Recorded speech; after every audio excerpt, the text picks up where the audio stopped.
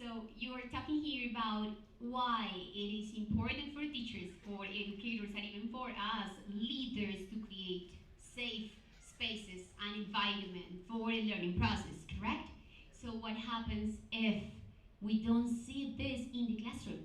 And this is the complete question that we got here. How do fear, anxiety, and all these negative emotions impact a student's ability to learn English or a second or even third language?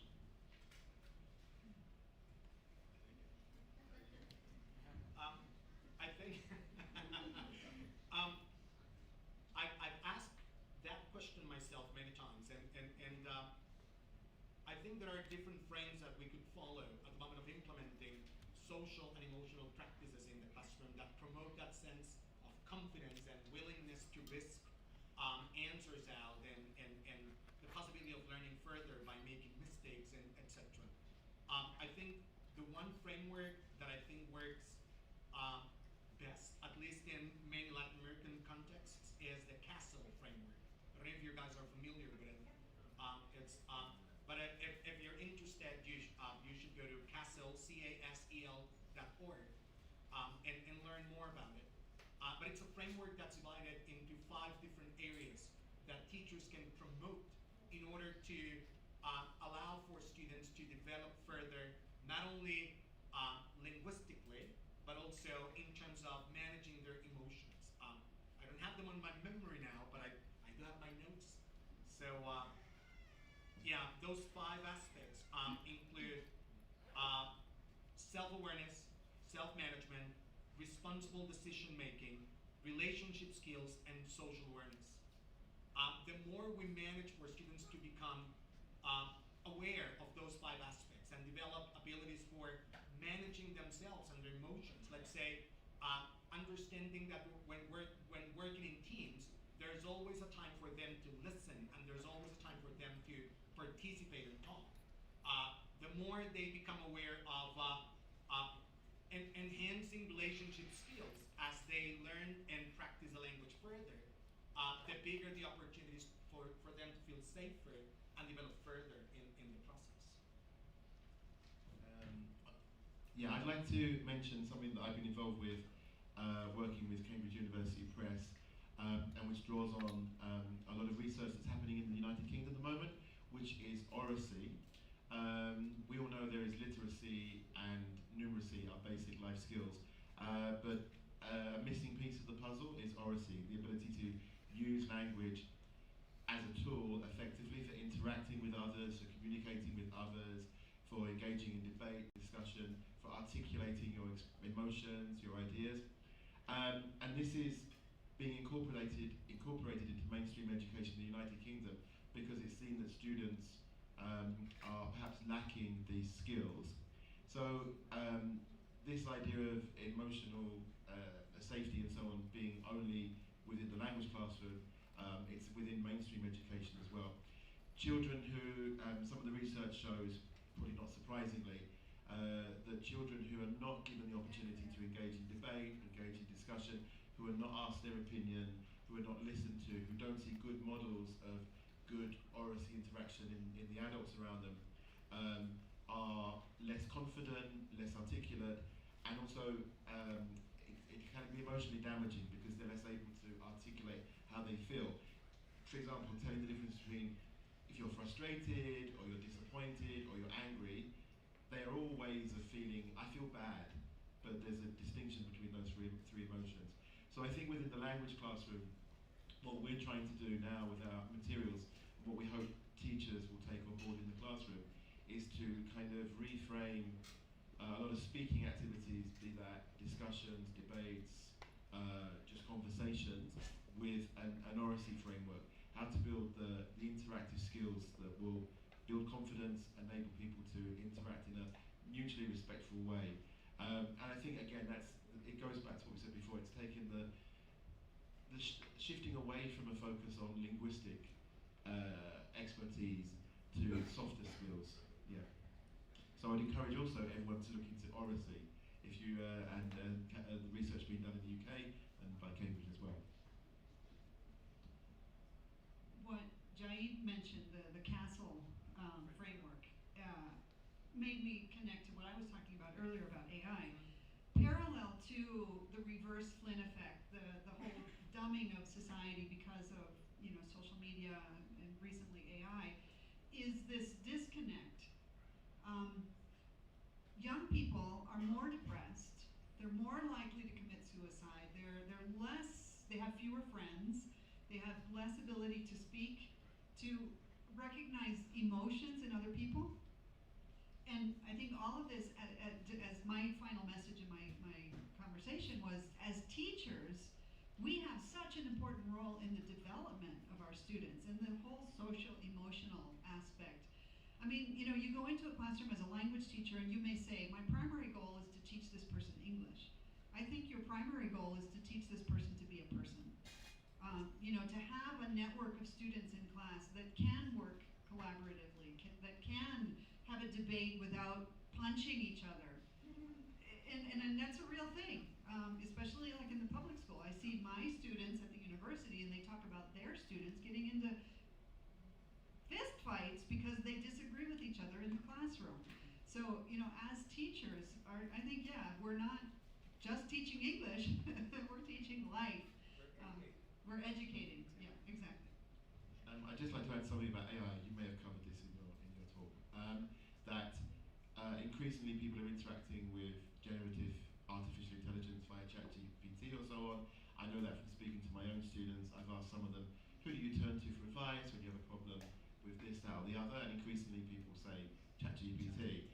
And I think what we are in danger of is people mistaking the interaction is so fluid and the algorithm is so fantastic and the language is so perfect that we mistake, or young people may mistake that interaction as human-to-human interaction, but it's entirely different. It's not natural at all.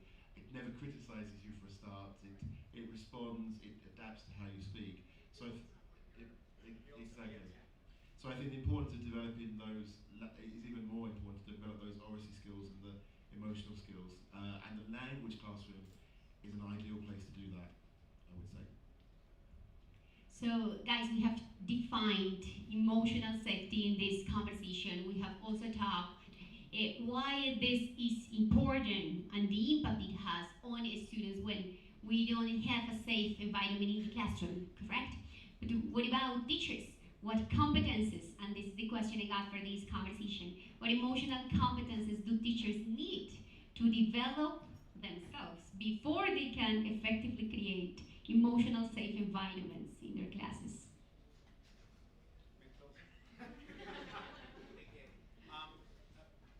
I would enforce the idea of empathy. Empathy, the possibility of creating rapport with students, the possibility of putting ourselves in our students' shoes and see the world through their eyes, in order to fully understand how is that they're feeling at the moment of you presenting something to them in the classroom. So yeah, I would go for empathetic teachers, and also at some point, teachers that are trustworthy, teachers that are prepared. I mean, students are terribly smart, and they can tell when we come to class without any sort of preparation or without a lesson plan, right? They can tell. And the more they realize that you're not prepared, the more they think that you couldn't care less to spend half an hour preparing your lesson for teaching them, the less respect they're going to pay and the less attention, but at the same time, the less safe and confident they're going to feel in your classroom. So I think, again, empathy, the possibility of creating rapport, and preparation, lesson planning, teacher training, the better you get at your job, the bigger the chances for students to feel safe and ready to thrive in your classroom environment. I would definitely agree with empathy. I think it's always important when you're in a classroom and you're teaching to try and remember how it feels to be the student. When you were in a situation where you were frustrated, or you didn't feel comfortable, or you decided not to say anything, I think we can all think back to when we've been in the classroom. So to put ourselves in the shoes of a student, I think fairness as well, because it's not only being empathetic about a particular student, but ensuring that everyone is included and trying to always remember that maybe the quiet student is being quiet because they don't feel comfortable. Maybe they're being quiet because they went out last night and they didn't get much sleep, but you need to bear in mind that there may be these reasons. And to be fair to everyone by not letting some dominate and others not shine, I think is important. I would add patience to the list. How many times have we been really frustrated with the student who talks all the time and doesn't let anyone else talk? And patience for us is, I think, one of those golden rules. Related with self-regulation, it would be hard for us to get students to manage their own emotions if our emotions are all over the place. So, we have to be stable, steady in order to support them. And listening to my partners up here, the question of feedback, as I mentioned, I'm primarily a writing teacher, and how we give correction, how we give feedback to our students really impacts how they receive us. So if you're doing, no, it not dies, died, when your dog died, that kind of feedback, that student is never gonna say anything to the teacher ever again. But if you empathize with the student, say, oh, I'm so sorry to hear that, I remember when my dog died, the how we interact with students is so important, and it has to come from the heart. We need to be humans in order to promote them being humans as well. So we have the last 5 minutes to wrap up this conversation, and I would like to invite you guys to just mention one key takeaway for our audience. If you have maybe one tip, piece of advice, what would it be about social emotional learning in ELT?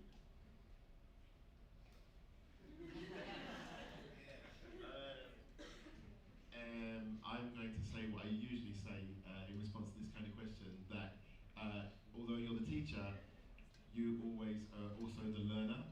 So if you feel in this topic, for example, or in other aspects that you're not, you don't know as much as you could or you could better, find out more and learn. I think good teachers don't stop learning. I would say be present, listen, be an active member of your community. Sometimes I see teachers and they're at the front of the classroom and they're performing, they're not connecting. So if you want your students to connect with you, you have to connect with them first. And I would add to that, good teachers are the ones that give it all in the classroom and do the practice of teaching and educating. So I guess my advice would be give the best of your thinking and your feeling and your doing in the practice. It's not, and it's a combination of the three aspects. How much you think about it, how much you feel it, and how much you do about it, what will take you to success in the classroom and will provide students with that safe environment that they need in order to develop and blossom. So we might have some questions from the audience, and we got somebody here. Project. Use your teacher's voice. Right.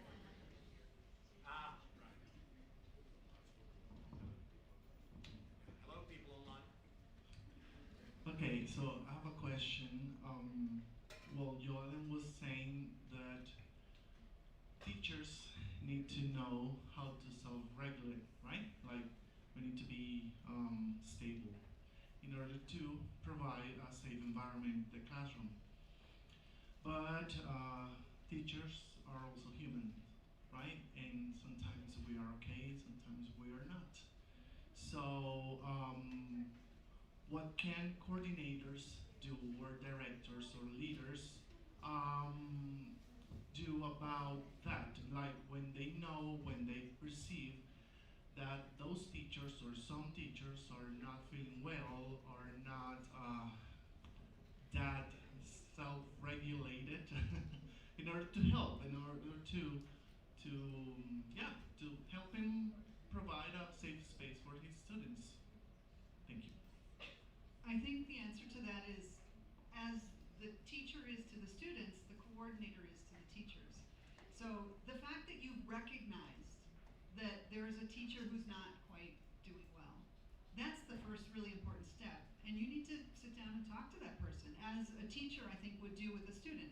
If the student comes into the class sad because their dog died over the weekend, I mean, you sit down with the student and you talk and you know, get those feelings out. So I think as a coordinator, being observant of your teachers and interacting with them at this human level, I think that can help them maybe release that tension that they have outside of the classroom and not take it into the classroom where it might affect their students. I don't know. I'm not a coordinator, so I can't answer that question from experience. But I can say that in the place where I work, we have a very good teaching team. We get on very well. We're very well supported by our academic managers, and we always know, and this has been something which has been nurtured, that we can turn to our peers for support. If we're having a problem within the classroom, or we feel that something personal is being taken into the classroom. So I would recommend for teachers to communicate with their peers, and for coordinators to make suggestions to that end. We also have a mentor-mentee system between experienced teachers and new teachers, and that includes that kind of aspect as well, not just how to teach the present perfect, but what happens when you're feeling bad, or what happens if you've got a student that maybe, for example, refuses to work with others. So I think peer-to-peer support is important. Yeah, I was going to say coaching, but then I think this whole idea of having a teacher's network of support, it's part of that coaching system that will allow for those teachers that are struggling at some point to overcome that struggle and get better. Do we have any other question?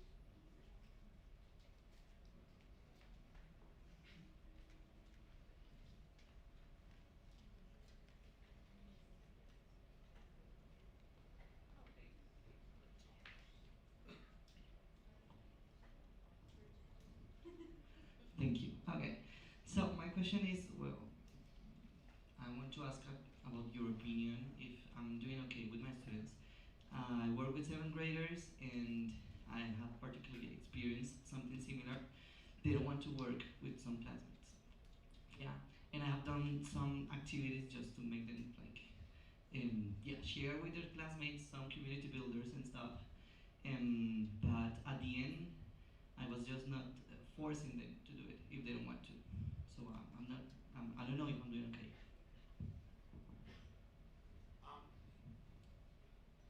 I would say, and I don't know how you're going to take this, but I would say, if you realize that there's deep reasons why they don't want to share space or share some work together, I would totally respect that, and I would totally allow for them to, in that building of a safe environment, I would allow for them to, particularly with teams, which I'm assuming it's teams you're working with.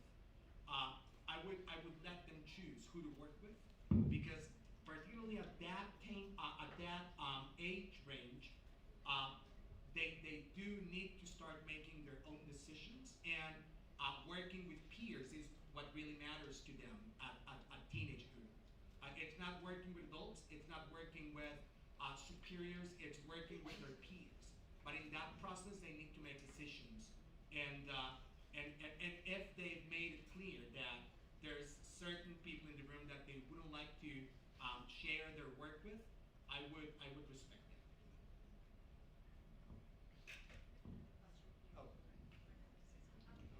Oh. At the university, I had a student who was a professor, a teacher, I think 8th grade, so similar to what you did. And he wrote his master's thesis on that particular problem. And he did, it was really interesting. He prepared information, cultural information about the different people. Because the thing is, there were Venezuelan students in his class, there were Afro-Colombian students in his class, and then non-Afro-Colombian students in his class. And nobody wanted to cross any borders. The Venezuelans didn't want to talk to anybody else, the Afro-Colombians didn't want to talk to anybody else. And so it was just this really divided classroom. And so he prepared cultural materials about Venezuela, about Afro-Colombians, about Caleños, and they went through this whole thing, and it was so well done, and it didn't change a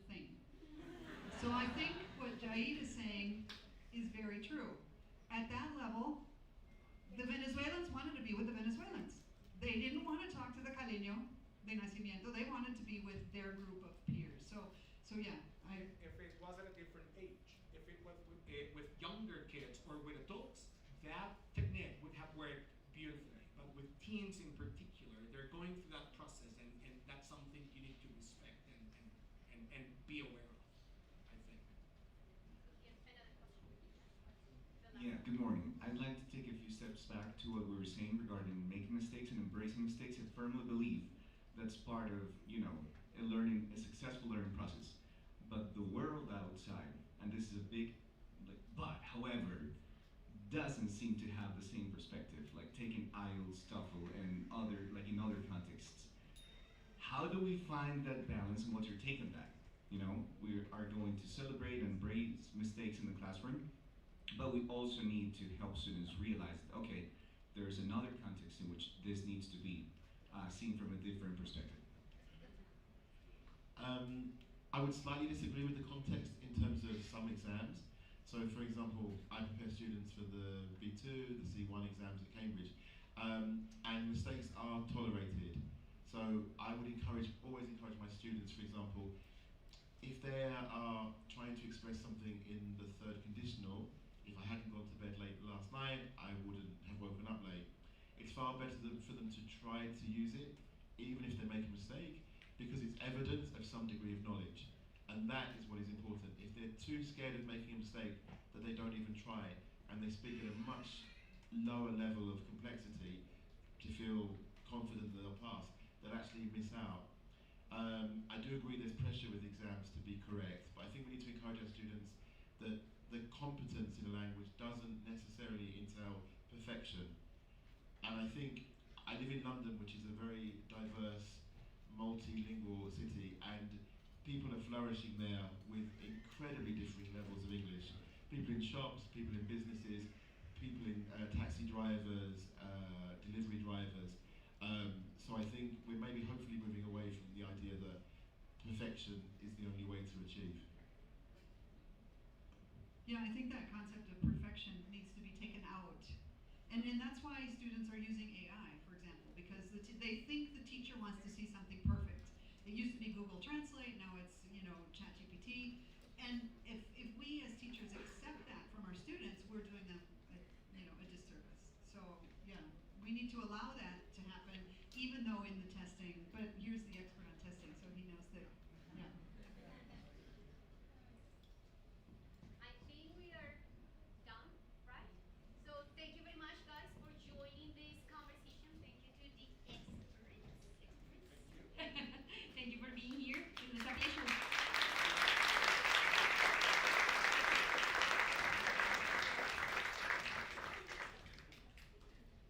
Okay, thank you to our group of panelists and our moderator as well. Now, this is the first series of concurrent sessions. You all decided to go to one specific session. You registered for one specific session, so we would like you to please have a moment to check the session that you have now. Right now in this theater, we have ChatGPT as a peer correction tool for English language learners, led by Nicole Reyes from Centro Cultural Colombo Americano, Cali. Please have a moment to check the session you have selected so you can go to that specific room. Thank you.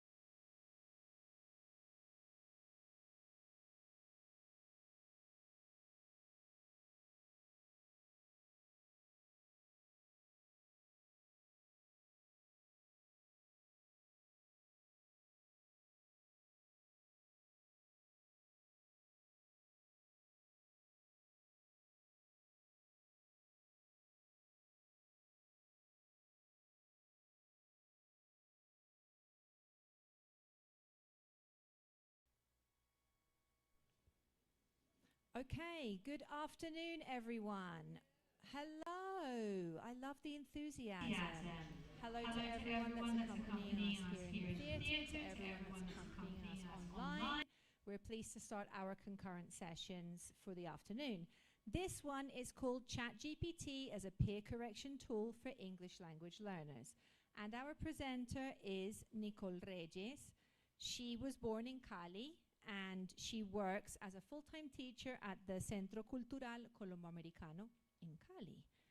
She has over 5 years of experience working at the Colombo in Cali, and she has been recognized inside the organization for her work as a master of ceremonies, an influencer, you're going to have to share your handles later, and a skilled public speaker. In addition, she holds a degree in journalism, which complements and strengthens her diverse skill set.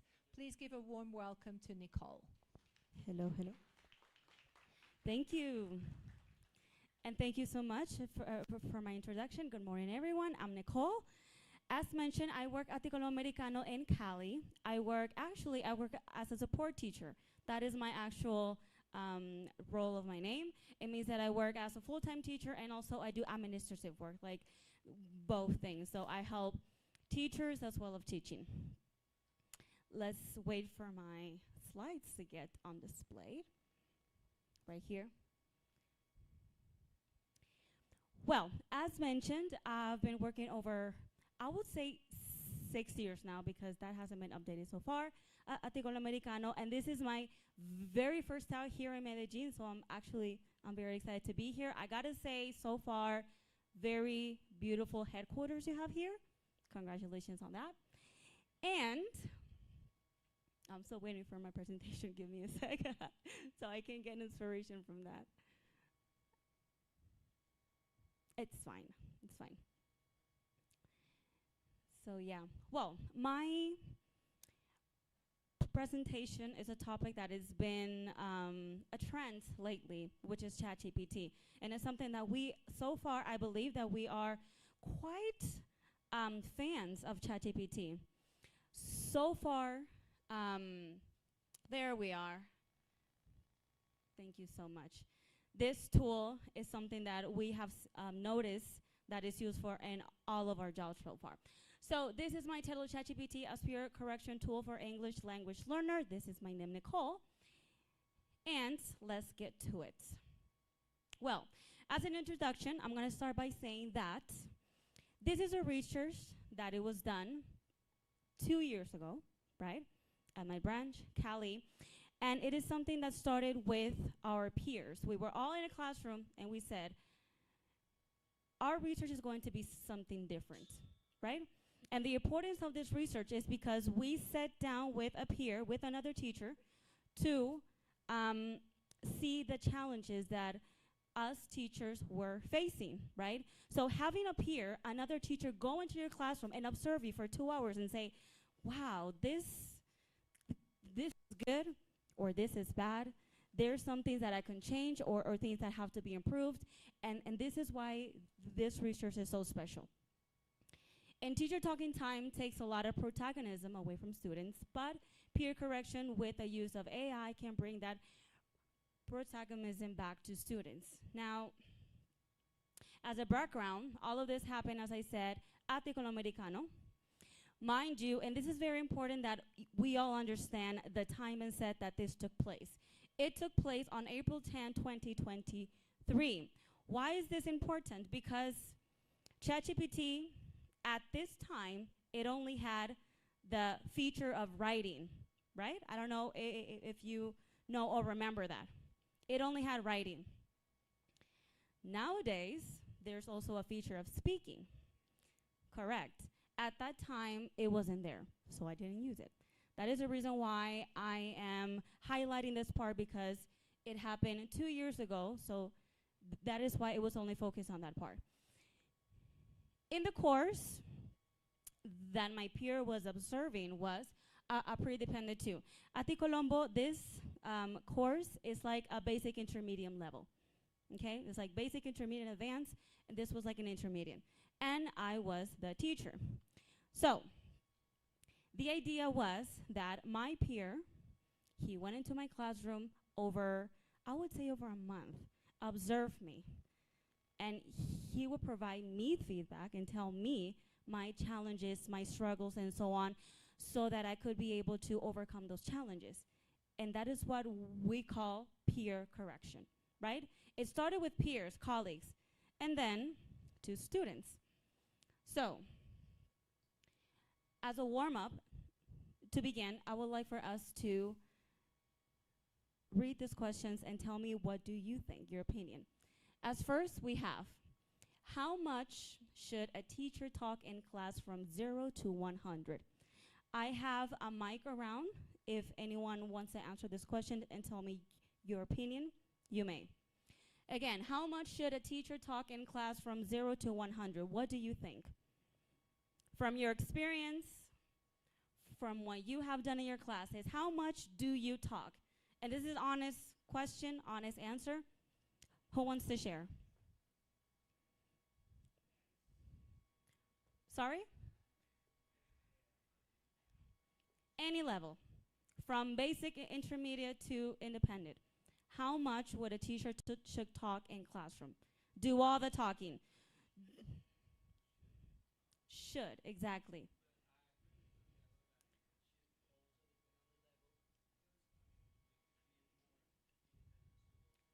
Okay. So if it's an advanced student, it should be less talking than a basic one.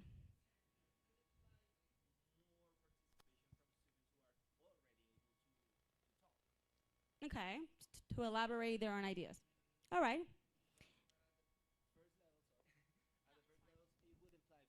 For more prompting and more like helping them construct and correcting what they do. So it would be very necessary that we are like all the time in the Okay. first levels. Thank you. So, according to you and to everyone, we all agree that it depends on the level, yes? All right. Second question, what are some tools teachers use to correct students' mistakes? Does this also, it depends on the level? If you were to correct students in your classroom, how do you do it? Normally, on a daily basis. Even if it's old school, it still works. How do you do it? Tell me. It depends on the student this time. Okay.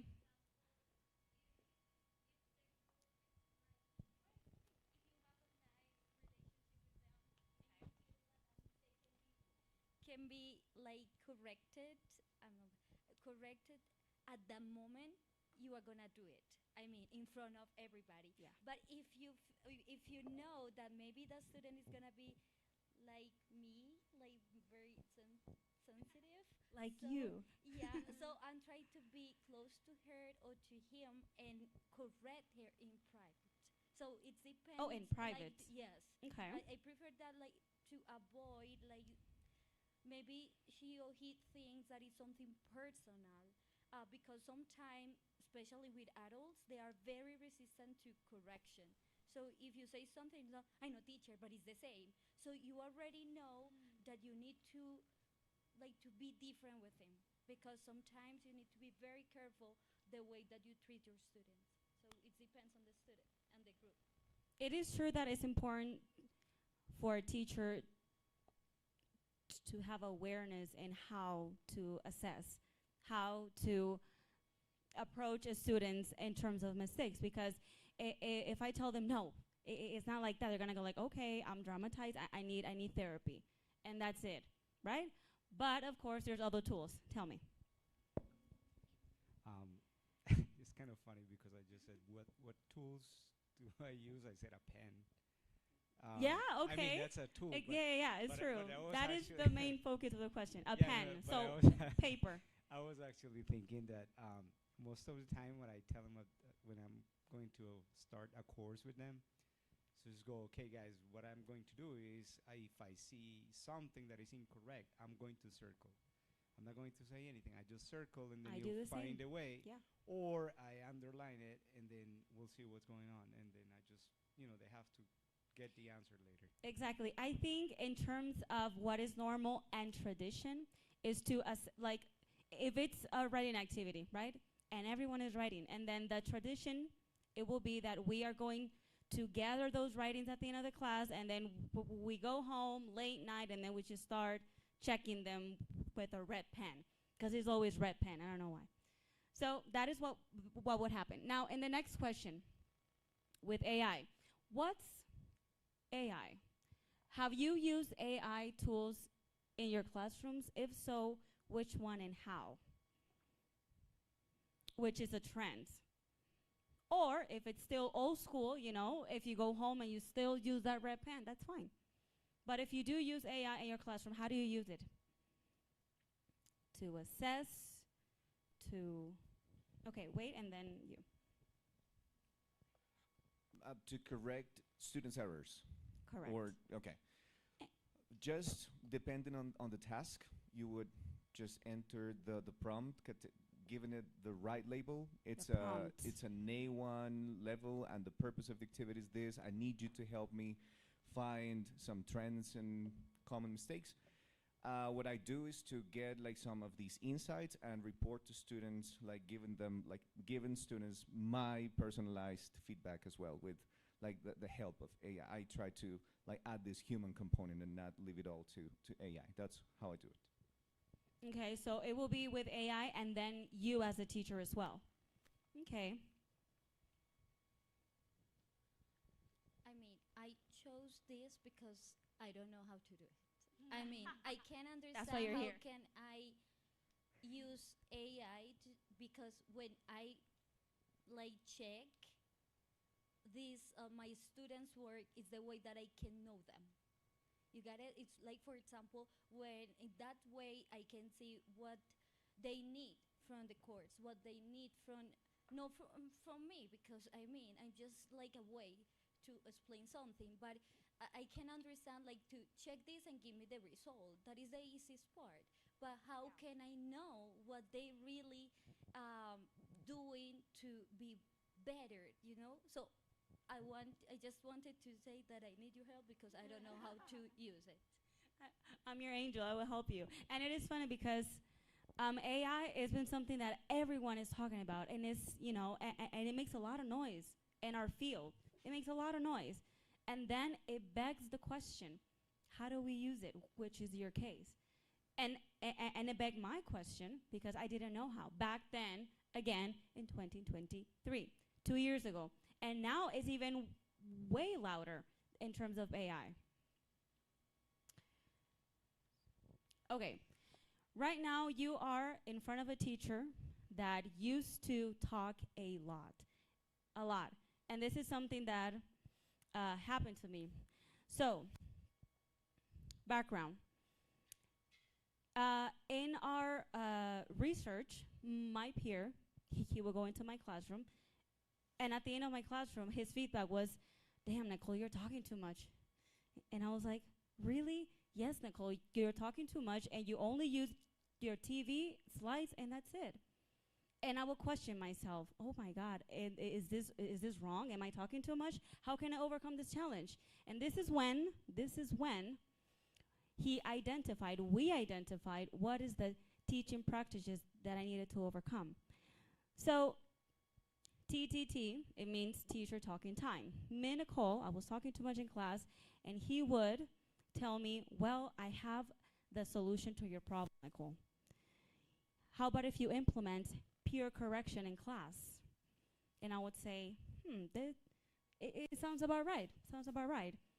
And then we created this research that will dive into how to use it and how can this be effective as a teaching practice. And so it led me and my peer to this question: what is ChatGPT? ChatGPT 2 years ago, it was new. It was still new.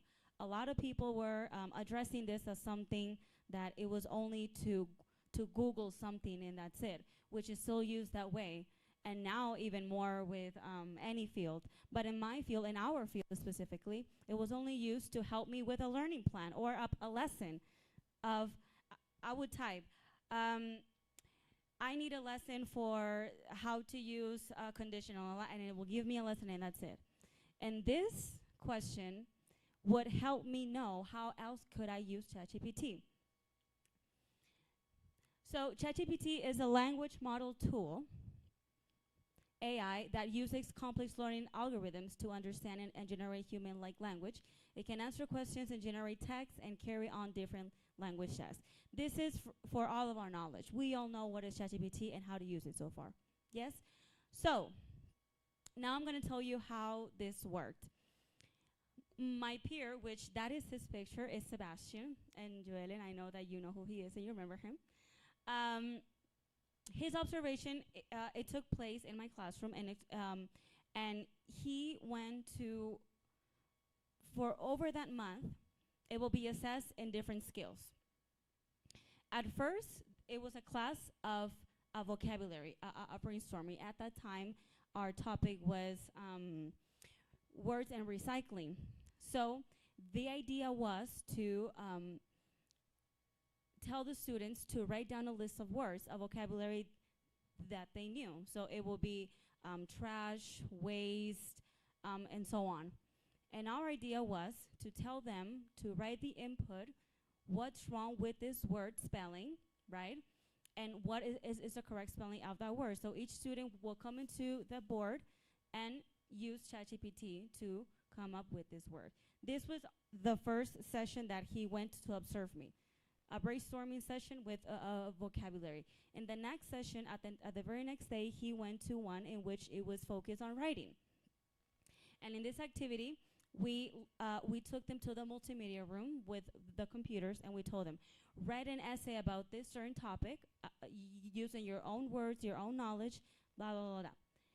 And then I will give that essay to my peer, and they will use all of that information and put it on ChatGPT and do the exact same thing. Can you check this text in terms of grammar, spelling, and punctuation? And we put the text. What's wrong with this text regarding grammar, spelling, and punctuation text?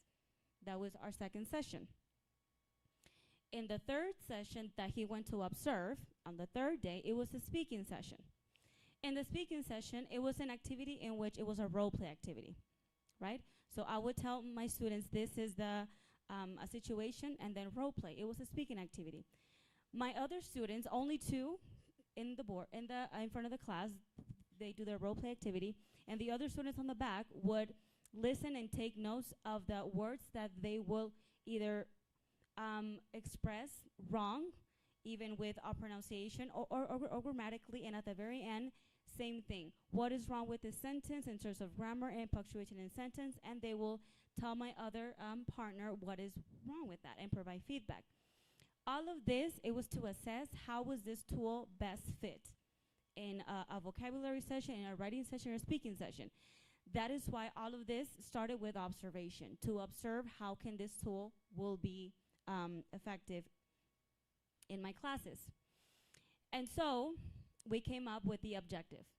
The objective of this systematization, that is what it was, is to evaluate the findings of lowering my teacher talking time in class and increasing student talking time with the help of peer correction and our tool ChatGPT. So all of this, after all of those observations into my classes with a class of vocabulary, writing, and speaking, we came up with this objective. So, okay, Nicole, this is what you need, and then we are going to dive into it and see how can this work. All of this, it was done in my same class, same level, in our pre-independent class. In this course, we would know that they have an intermediate level. So they're able to speak, write, or everything, because they have a good level. And then we came up with some access to start diving into our research. Our access one is called Teacher's Perspective. How do I see this tool that is going to work for me? How do I see it fit? The amount of TTT when making corrections. That was me. Our access two is the student's perspective. Does it actually work for students as well that is going to work for me as a teacher? The amount of CTT, student talking time, when making peer correction.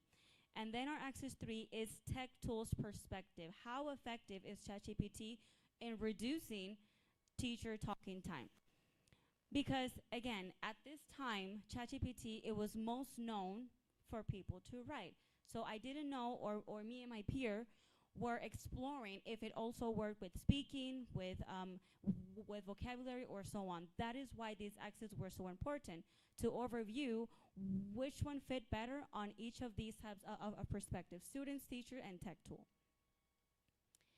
Okay, now, again, with a little interaction, I want us to make some predictions, which is going to help me out to see or what you think it actually worked in terms of this research. The amount of teacher talking time when making a correction. Do you think that if you're going to make a correction in class, right, you have to do all the talking the entire time when you guys are going to assess students and make a correction? Or it could be done among your students as well. This is a question to actually think and reflect. Do we have to do all the talking and tell them you pass or fail? Or if this is right or wrong, do we have to do all the talking the entire time? How can I change that? The amount of student talking time when making peer correction. Do you think that if you're going to assess a topic and you give the job to the student to assess another peer, is it better? Is it going to lower your teacher talking time and give them the entire job? Is that a good idea? Is it better? Or should I, as a teacher, keep doing the entire talking in terms of making a correction? Making corrections, mind you. Not teaching or telling them how does the grammar work, but assessing them, correcting them. Do you feel that student talking time when making a peer correction is a good idea, is effective? It will work using an AI tool? Either not or fall asleep? Not. If you nod, then I know that you guys are agreeing. Okay. Now, the effectiveness of ChatGPT on reducing teacher talking time. This is our main tool, is only ChatGPT. Have you guys used, or any of you in this room, have you guys used ChatGPT in your classrooms? And how do you use it in your classroom? Where's the mic? You have it? Over there? Or I don't know if anyone in this side, you have the mic with you? Microphone? I want to know. I'm curious to know. How is it that any of you use ChatGPT in your classrooms?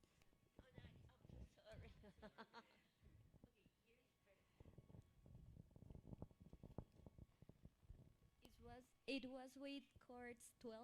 We were talking about second conditional. So they created like some questions, hypothetical question, and they asked the ChatGPT about the answer. So we had fun. We were surprised because of some answers, but that was a good idea in the way that even when I remembered I didn't correct a question, and I let ChatGPT like do it for her. So she wrote the question, I didn't say anything, and then at the end, when ChatGPT answered, it said like he rewrote like the question in the correct way, and then he start like answering. So I really love that activity with ChatGPT. It sounds cool. And it gave all of the chance for all of your students to actually interact among each other. Does anyone in this room have used ChatGPT in your classroom? If so, how have you done it? Or any other AI tool. It doesn't have to be ChatGPT. It could be Hello. Canva. Yes, me. I'd like to Okay. add also an anecdote regarding these online classes that I was currently teaching. And well, we had a writing activity.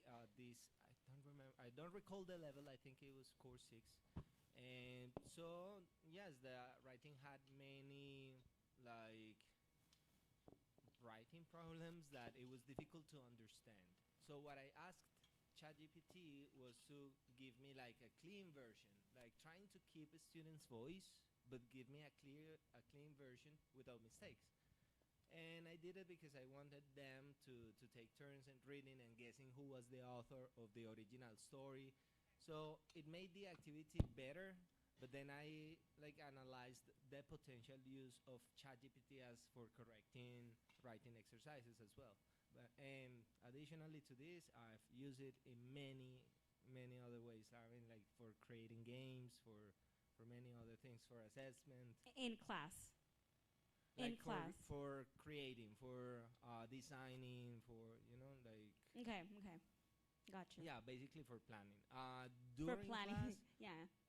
during class, yes. In fact, uh, once there was this day that I was showing them how I personally practice with my AI using the voice chat. So I just show them like exemplify how to use it as well. Okay, thank you. I like it. Okay. Yeah. Oy. So, I think Oy. there are many ways to use ChatGPT during the class. For example, in one activity, we were talking about art, and in the matrix was something about AR art. So I made them use AI to create their own image based on another image, and then show it to the classmates and be like talking about what is the real image with AI, what is the real image made for a human, and what is the image made by an AI, so they can use AI that way. Another activity is that sometimes I like to do peer corrections, peer feedback.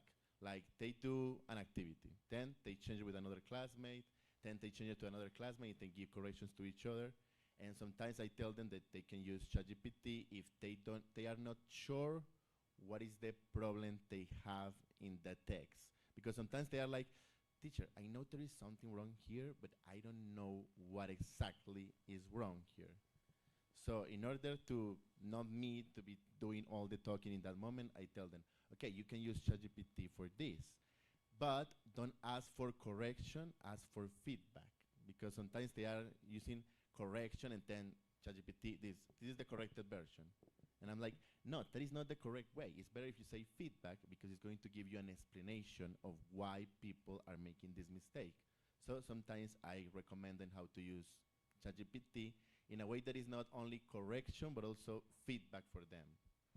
That's great. And I believe that in terms of teacher, it has to be important how to be wise with ChatGPT in class.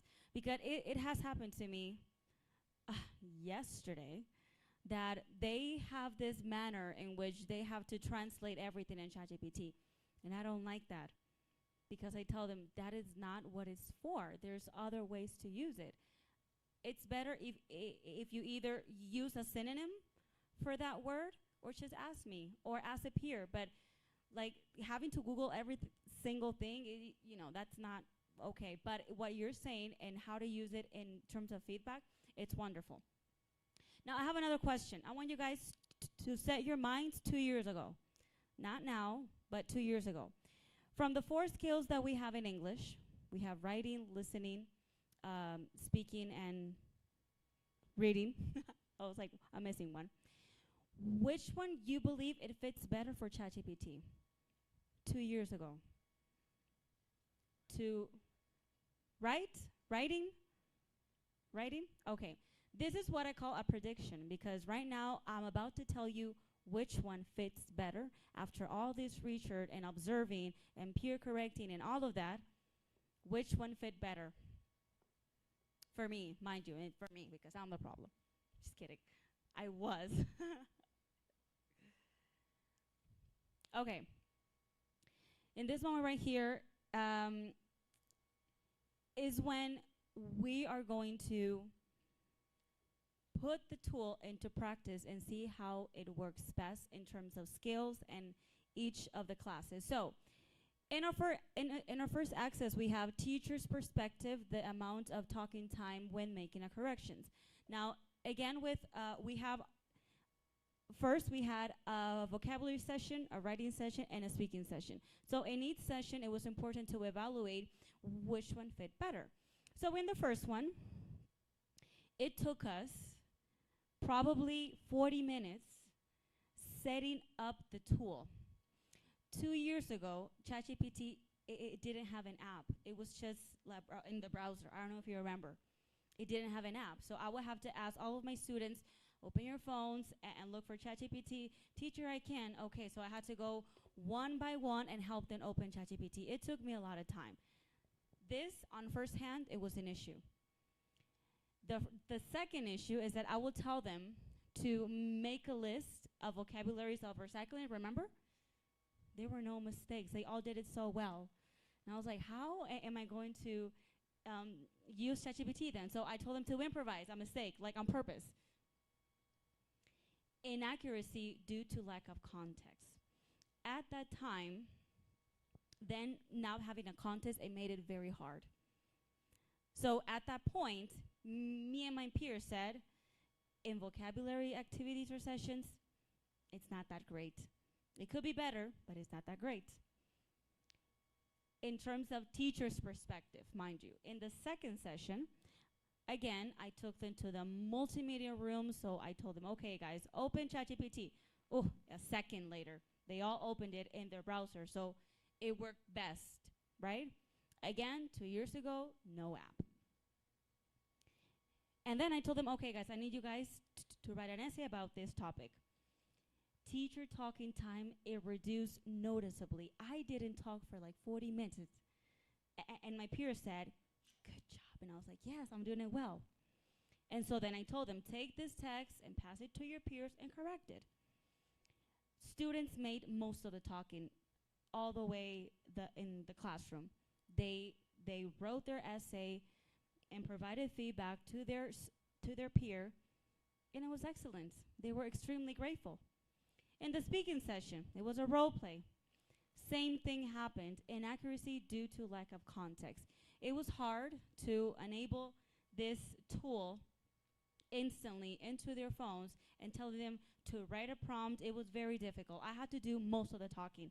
And so that at the end, I was like, okay, this is not working, so let's just not do it. It didn't work for me. I had to do still most of the talking, so it didn't work. And so, students' perspective. In the vocabulary, as I mentioned, there was no mistakes, but in the writing session, as I'm telling you, student talking time increased as that they were doing all the talking. In the speaking session, student talking time was not seen as expected, and again, inaccuracy due to lack of context. So, it didn't work. In terms of the ChatGPT, inaccuracy due to lack of context, and in the vocabulary session, writing, it got the job done nicely, clean as it was. And in the speaking session, same as vocabulary, it wasn't seen as expected because I was still doing all the talking. We know that it's important for a teacher to do the talking and instruct the students and tell them to be quiet or help them if needed. Of course, it is still there. It is still there, but not as much as we think that it should be there. Because again, even if it's a basic student, a fundamental student, or a beginner student, us doing the entire talking for 2 or 4 hours, it's too much. Actually telling the other student, okay, here is a little text, read it, and put it on ChatGPT and tell your other partner what is there to correct, to overcome, and challenge them to actually do a job as a teacher and give them the protagonism to actually improve. And even if you have a student that is shy and doesn't talk, this is a great way to actually overcome that challenge. Okay.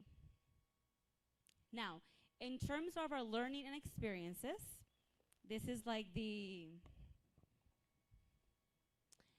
our findings. ChatGPT can significantly contribute to fostering peer correction and increasing student speaking time when given the right input and context. Now, this is what also happened.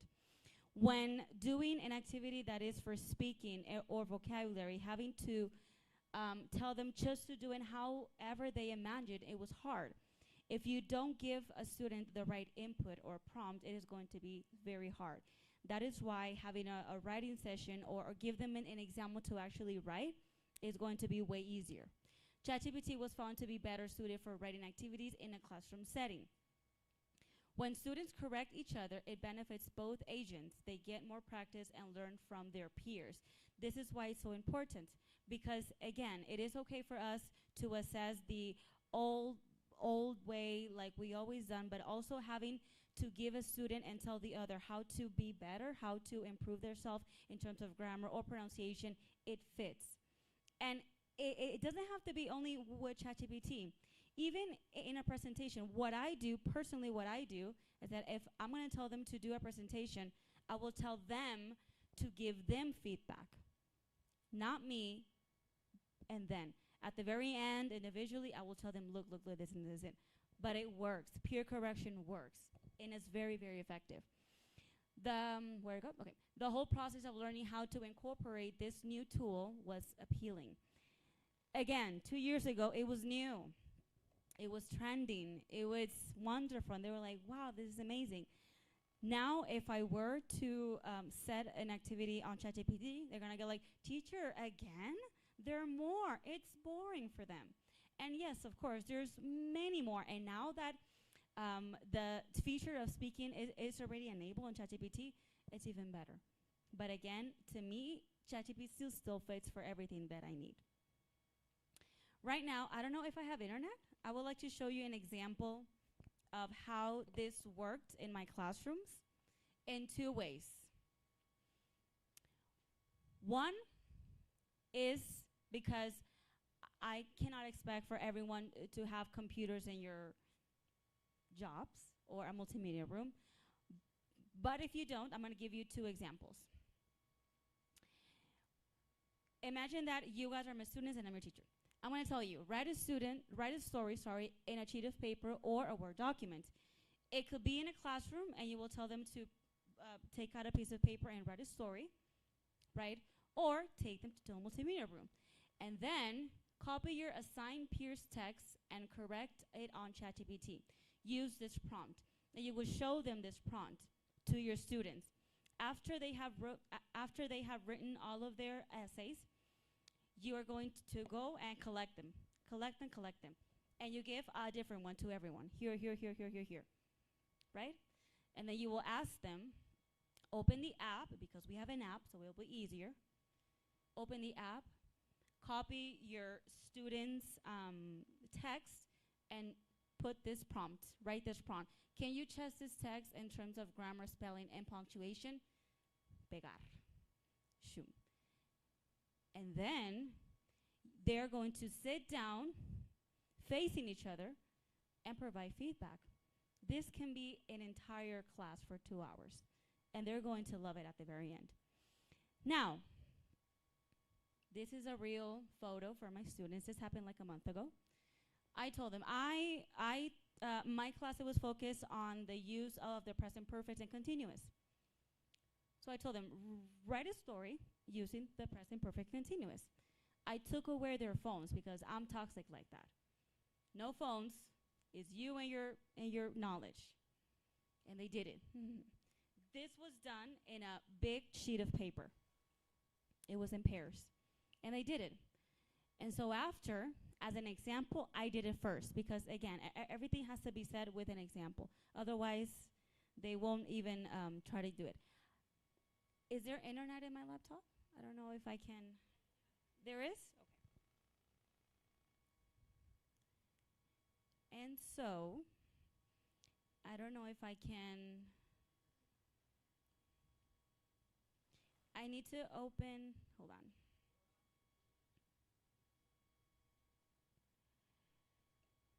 Okay, so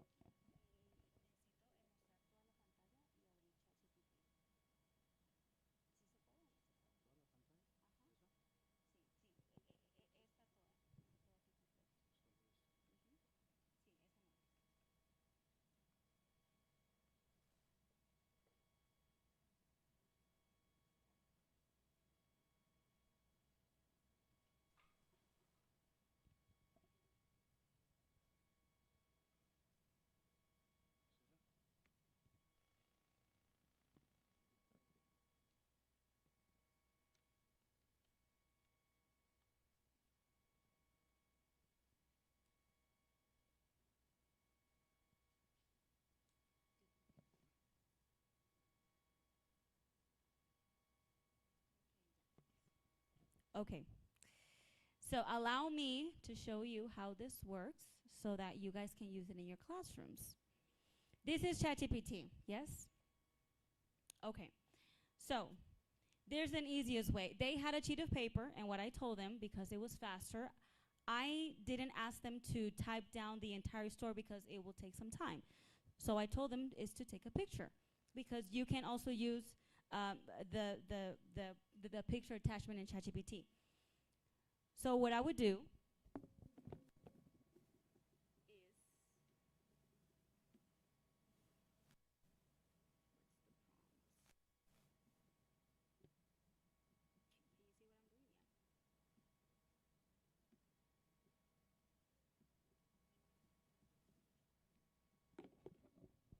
I'm doing everything manually. Where's ChatGPT here? I think it's here. Here. This is the prompt. And then they can easily just take a photo and you can attach it here of the story. I think it's this one here.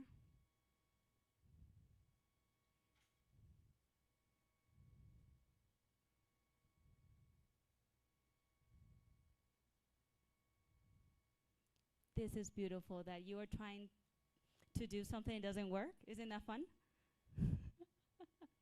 it, it worked an hour ago. Okay, it didn't work. So you put this photo here of the sheet of paper. Sorry? It's okay. And it's gonna show the exact same text, but corrected. Tell me. Yes, I think there's something wrong with the internet, but it's okay. It's fine. Okay, this is if you were to do it. If you were to do it in with a sheet of paper. I'm gonna leave it there. It's working now. There. If it's not a sheet of paper, I'm gonna leave it there. It could also be in a Word document, which is this one there. It's the same. You can ask them to write a story, and this student had many mistakes that had to be fixed, and you do that exact same thing and provide your students with feedback, and that's it. So, in our experiences that we had, as I showed you here, it was noticeably found that it worked best in a writing a scenario rather than a speaking one, a vocabulary one, or so on. So to me, it fit best to do it in a writing method, as a writing method to improve writing as well. And of course, it helped me reduce my teacher talking time in class and increase student talking time in class as well. Okay, guys, thank you. I think my time is up, and I hope you enjoyed it. Right on time. Okay, thank you so much, Nicole, once again, thank you. And to all of you who attended the session, thank you so much. This is the time to go and have lunch, and we'll start the sessions again at 2:15.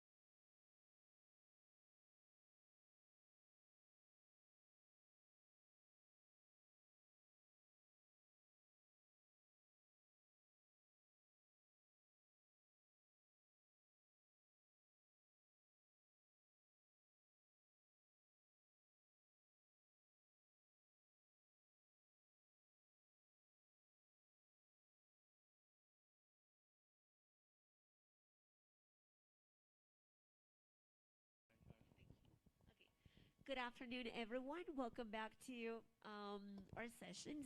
This is the second concurrent session that we're having in the day. And as I announced earlier today, this session is Empowering Youth Generation's U.S. Embassy Programming and Free Resources to Boost Bilingual Education in Colombia. And I have the honor to introduce someone that I have the pleasure to work with. So let me read the bio.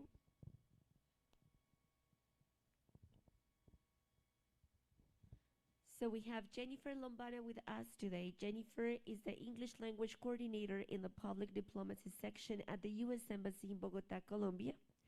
She holds a bachelor's degree in English and Spanish teaching from Universidad Pedagógica Nacional and a master's in inclusive and intercultural education from Universidad Internacional de La Rioja. In the last years, she has carried out initiatives to support English teaching in different regions in Colombia and has developed synergies to strengthen the professional development with teachers and academic leaders in public and private entities nationwide. Jennifer, welcome.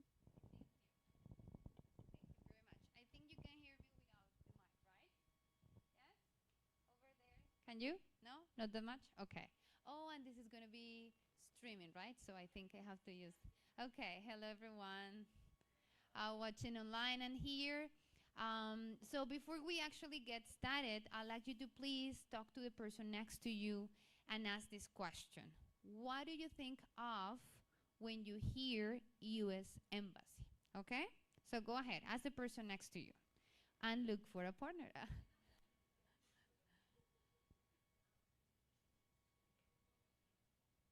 You can also make a group of 3.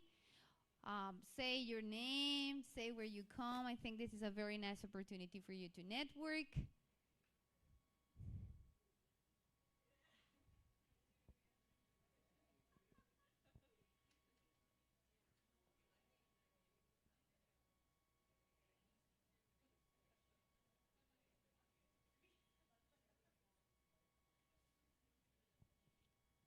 Okay, super.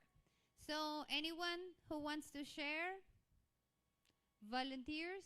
Okay, awesome. What's your name? Stephanie. Okay, Stephanie, tell me, what did you socialize? Okay, thank you. Hello. We agree that we think about visas and politics, maybe political asylum.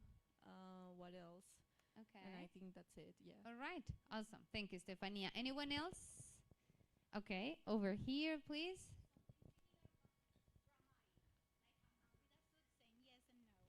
Okay, can you say it again for the ones online? A little bit more dramatic. A man with a suit saying yes and no. Okay, okay. A window, maybe? Okay, okay, awesome. Thank you very much. So, Stefania and? Sorry, your name? Marilyn. Marilyn. Okay, thank you, Stefania and Marilyn. So, yes, usually there is this common thinking, you know, that U.S. Embassy, and that's what we usually hear all around, right? Like visas. And let me tell you, yes, we are visas, but we are also more than that. I was impressed when I joined the embassy to see that the U.S. Embassy is agriculture, the U.S. Embassy is culture, the U.S. Embassy is education, and many, many, many more things. And I have been blessed to join the team at the embassy in Bogota. As Anna said, my name is Jennifer Lombana. I'm the English Language Programs Coordinator. And let me tell you a little bit more of the context behind this conversation. So at the embassy, we basically have public diplomacy. So we have different parts of what we call the house. So there is a part of the house that is public diplomacy, and inside public diplomacy, we have 2 parts of that part of the house, let's say. So we have press, which is traditional, digital. You may already have seen some things on social media. And we also have culture and education. So I belong to the education part. And in education, we do different things with what we call emerging voices, which are high schoolers, people who are doing their undergrad. But we also do different things with what we call established opinion leaders, who are people that are pursuing masters, PhD, different things. I'm telling you all this because I'm pretty sure this is going to resonate with you, with your students, maybe things that you're thinking, ahead, okay? And that you may feel connected at the end of the session. So instead of telling you about the programs we have and how we can connect, I want to tell you stories of people who can tell you better things about this program. So let me introduce you to Leider Andrés Tombe Morales. Have you seen Leider? No one here? Well, Leider is a former Martin Luther King, MLK, student from Colombo, Bogota. And let me tell you, when I met Leider, he was doing his undergrad, like second, third semester. And then he had just migrated from Cauca to Bogota, many different things, but especially because high quality education is usually in capital cities. And in Cauca, his community, he couldn't find such education he was looking for. Then later became an agricultural engineer. He's an indigenous Misak. And then he started doing different things. Over the last 8 years, he's been quite a wide range of projects focused on food security. He's been working with his communities to work on different things that help entrepreneurship, but also he's been studying potatoes. How many kinds of potatoes do we have in Colombia? Trivia. How many? The ones we cook, yes, papa criolla, pastusa, and that's it. Okay, that's the one I know. Okay, all right. We have many, around more than 400. And he's been devoting these last 8 years of his life to study 90 types of potatoes that they can grow in Cauca, especially in Guambia, which is an indigenous community where he is from. And he actually launched and founded La Casa de las Papas, the House of Potatoes, which is a place where he basically exchanged knowledge and experience with all the community from different generations on how to grow potatoes, to boost food security in this area that has had different difficulties because of lack of food. And last years, he's been to Canada, Europe, Latin America, offering different conferences on the work he has done, and he's been awarded from international organizations with grants to continue, helping and promoting this type of projects. I'm telling you all this because Leider belongs to MLK. Did you pay attention? What does MLK stand for? Yay! Okay, you passed exam. Okay, so this is, let's say, the program behind the story, right? So this is Martin Luther King Jr., and we have been benefiting 914 students since 2005, and it's basically a program, an English program, that is focused, yes, on learning English, but it's also focused on leadership and community service. So at the end of a 2-year scholarship program, they don't have to pay anything. They basically go and implement a community service project they've been creating throughout the process. Right now, we have 323 people in 9 different locations in the country, as you can see there, and they're in their 2nd year. So this is what MLK was for Leider, who now is using his English to help his community and to go to different countries and let the others know about his project. Now I want to tell you about Marianne Cuesta. She is a current College Horizons student in Quibdó. Anyone from Medellin who has been to Quibdó with the programs? Yeah, nice, super, super. So let me tell you that Marianne is just starting, but she's right now in Houston in what we call the Youth Ambassadors Program. I don't know if you're familiar with the Youth Ambassadors Program. It's another program we have in which we basically send young leaders in Colombia, like her high schoolers, who are just in high school already thinking on how to help their communities. And then they go to the States and get trained, mentored in different things on how to be leaders here in Colombia. So she's a current CHOP student, but she's also a current youth ambassador, which is basically where we're going. Do you identify faces there? Yes? Any face? Any familiar face? Who? Who is it there? Chris, right? No? Okay. Chris, Christina, who is helping in terms of the coordination of the program there from Medellin, right? So we have been helping 470 people since 2007. And again, this is an English program, 2-year program in different locations. Right now we have 268 participants in our current cohorts. But more than English, we're using it, as a means to go and touch people's lives, to change their perspective. And they're also using it as, a way to show the others what they need, what they have, what their communities are. So this is basically our CHOP program. And I just want to finish with this story that has touched my heart, because Oscar is a former Access student from Pereira. And let me tell you that when Oscar joined the program, his parents lived under a bridge in Pereira. His house didn't have any doors or windows. And when we went to close the program, my boss, who's also helping me coordinating this program, asked him, "What's your biggest fear?"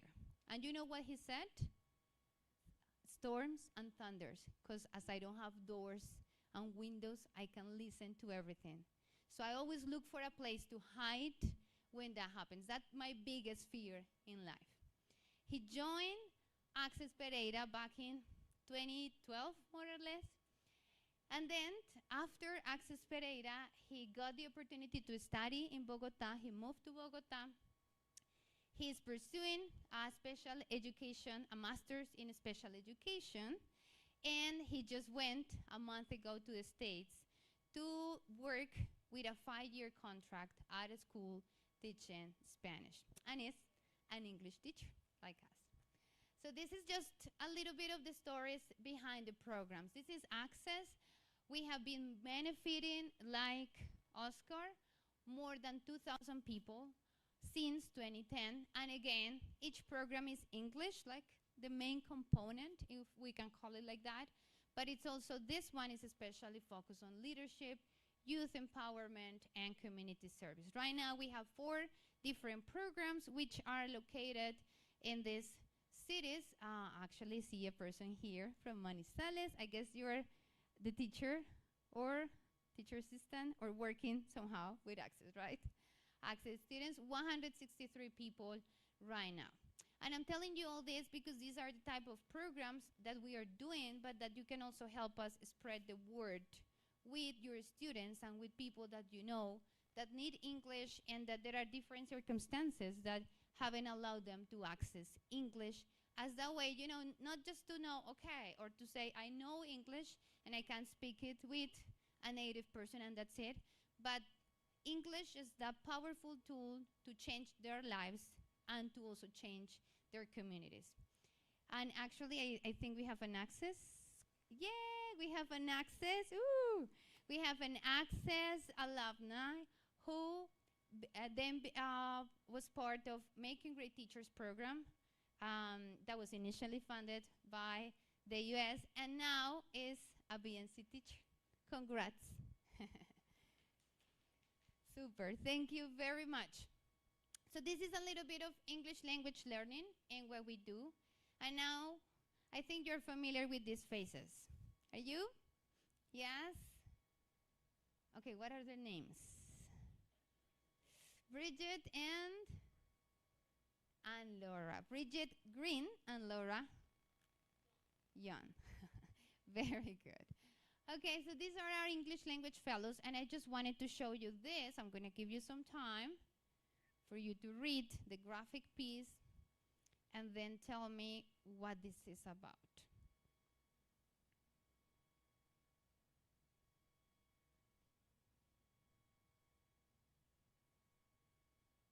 Okay? Anyone? What is this about? No? Still reading?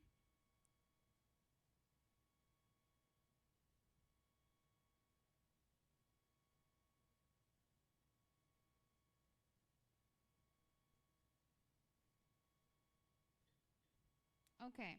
Now, anyone? What is this about? Mm-hmm.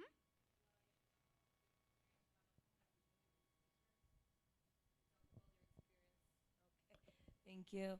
It's the opportunity to have conversation club with them, talk about their experiences because it seems that they've been teaching for a long time in different places. Super. Yes. This was, thank you. What's your name? Isabella. Okay, Isabella. I'm trying to remember names. Okay. So thank you, Isabella. This is basically a conversation club, as you said, an opportunity for teachers to talk. The interesting thing about this is that our public system in terms of education, sometimes teachers lack of these type of professional development opportunities. So we also ally with different entities and institutions to offer these type of things. And this is actually a conversation club that is happening right now with what we call in Bogota with the Secretary of Education, Plan Distrital de Bilingüismo, that maybe you know here as mesas de bilingüismo or things like that. So this is basically one of the things that we do with these incredible people that are also giving sessions in this event, and they're called English Language Fellows. This is basically a program in which we bring two or more, or one, this year it was two, North American teachers who are experts in ELT, and they come and support different bilingual and English programs, initiatives that we have here in the country. Right now, we are just having two. One is in Manizales and a little bit in Armenia, and the other one is in Medellin. But we also do it the other way around.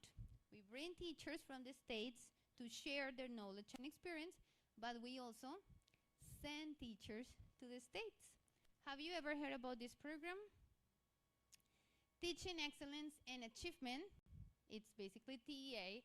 It's a program in which we select teachers, outstanding teachers who have done, like you, many things for their communities, who are interested in, going beyond teaching English. And we basically send them to the States in a co-teaching experience where they can go and get some workshops at universities in the States, and then eventually co-teach in a public school in the States. They go for 6 weeks, and actually there is one person from Monteria who's going to be leaving the country the next week. Now, the question is, how do you know about these type of opportunities for you, for your colleagues, for your students? How do you know? Nothing. Okay. Now, I have another question for you. Raise your hand if you follow the embassy on social media. Yay. Okay, okay. If you don't, do it. This is one of the ways that we use to spread the word. And here I'm telling you, sometimes people say and go and ask me, hey, but I didn't know about it. And then I ask them, do you follow the embassy on social? No, okay. So the first step to get to know more about these opportunities is to follow the embassy on social media and use many other resources that we have to spread the word, okay? Now, just to finish, and I'm just gonna put here a cherry on top of the cake, I want to let you know more about some resources that we have, not only from the embassy, but from the Office of English Language Programs, which are the American English resources. So have you used this one? American English for Educators? No? It's a Facebook page. It's a whole community of practice for teachers to know different things. Kristen, our regional language English officer, regional English language officer, was telling us this morning about these resources and about this type of courses, if we can call it like that, that are just about to start. And how do you know? Well, following the Facebook page. And I know I usually say to my daughter, like, I'm kind of vintage. So I know that some of you don't use Facebook, But there are also other social networks, social media that you can also use. We also have this one in YouTube. Maybe you have already used it. It's basically the YouTube channel where there are different videos, not only about the explanation of expressions and ideas or grammar, but also real English, like English being used in real context. So I know I was teacher for around 15 years, and I know that sometimes you kind of get stuck with, okay, I have this topic and I don't know where I can get resources to teach it, or I have been teaching present perfect forever with this or that. I need something else. So here you can find more resources that can help you enrich your bank, let's say, of ideas. And we also have the open courses. Anyone here has participated in open? No? Oh, cool, super. Do you remember what open stands for?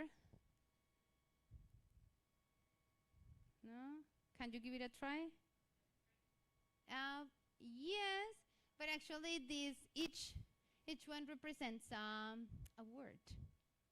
Online. Over there. Online professional. You can do it. English. Network. Yay, we made it. I love it. Teamwork. So this is online, professional, English, network. Yes. So these are basically online courses which you can have in different ways. Some of them are massive, some of them are not, but there are very interesting topics. And you know what the coolest thing is about this is that at the end, especially with open courses, which are not MOOCs, you can have a certificate. So you get trained, you have an 8-week course, more or less, with, and it's a very different level, like a graduate level, with a university from the States, and then you get the certificate, and you can also get to know many different teachers who are also interested in the same topic you are, from all over the world. So that's very cool. And then we have other things like American English Live Teacher Development. This one is kind of outdated. There's one that is about to start next week on group management techniques. So this is also something that you can get to know through Facebook, through AE. I'm going to tell you in a bit more on where you can find everything. And this is a little bit of the difference. You can see if you're wondering, like, okay, what's the difference between this one and this one? Here you go. Like, we have webinars that are the AE Live webinars, which are unlimited to everyone. Same story here. But then we have 1-hour sessions over there, 6 sessions per series, and here we have kind of 5-week, and there is the other one that is 8-week. Same story. There is a live event. This one is self-paced. So you can find like some differences that may match also your styles and also your availability to take the course. If you say like, I don't want to take an AE live webinar because I don't really have the time to be in a live event every week at the same time, well, I can go for an open course, which is a little bit more asynchronous. How do you get to know about this? Well, these ones are not that much in social media, but they are in the American English webpage. I'm going to show you in a moment.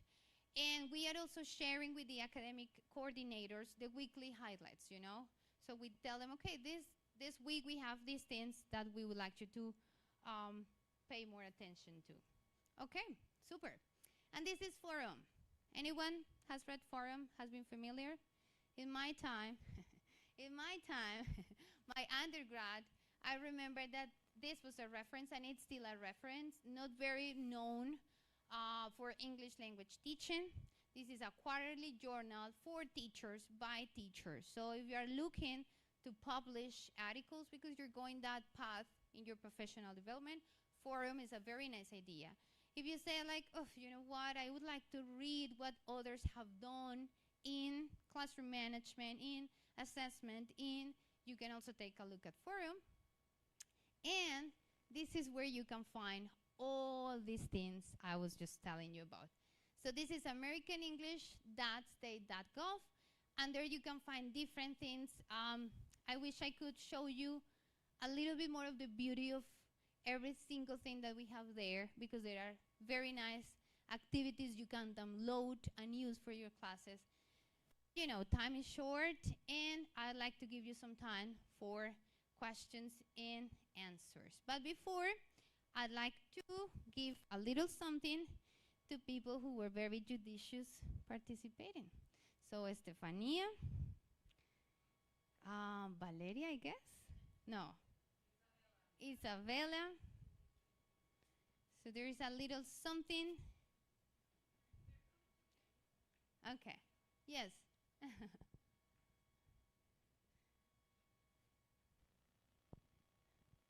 So this is for you. Ah, thank you, Anna. So this is one for you. One for you. You want to share? Okay. Okay. This is one for you. No, thank you. And we also have one person, two actually, participating over there. So can you remind me your name? Yes. So this is for you. So we hope you enjoy it. And I have another one just to give away with questions. So we're going to be having something.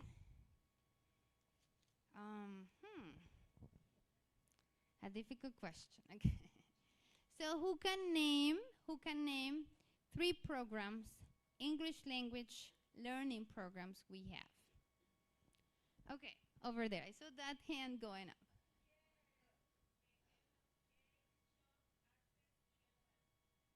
Okay, we can stop in CHOP, MLK, and Access.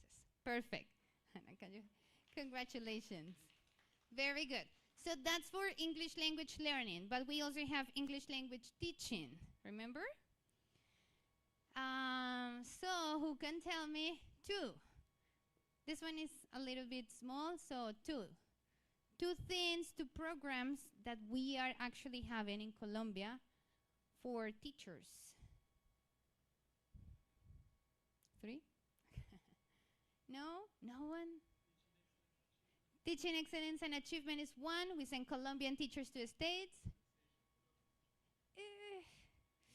Okay, that can be a variation. I mean, that one comes with a whole program. That is just a little part of a whole program of 2 people that are right now in Colombia who are presenting. What is it? Exactly, but they belong to what program? That is for teachers. No? No, that's a little part of the big picture, you know? English language fellows, and you're just missing one.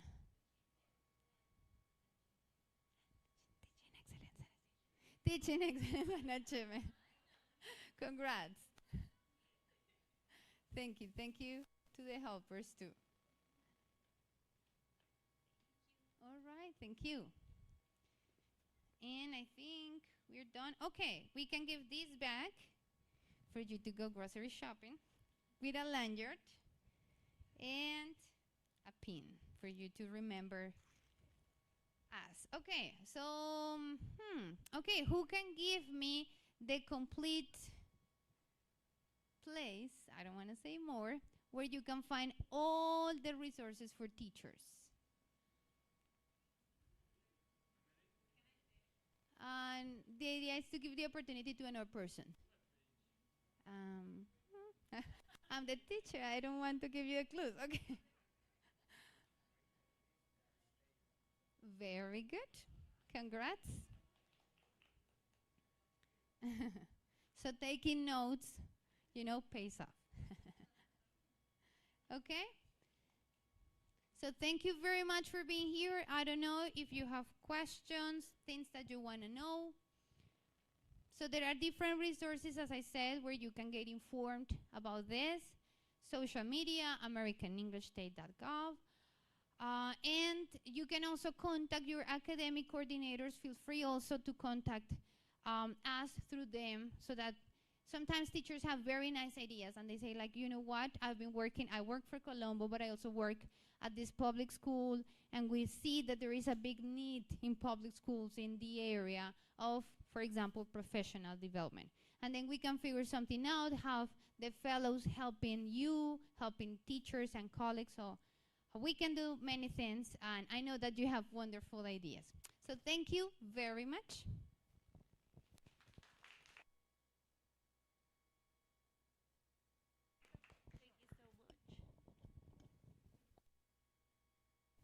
Okay, any questions for Jennifer? Comments? Questions? No?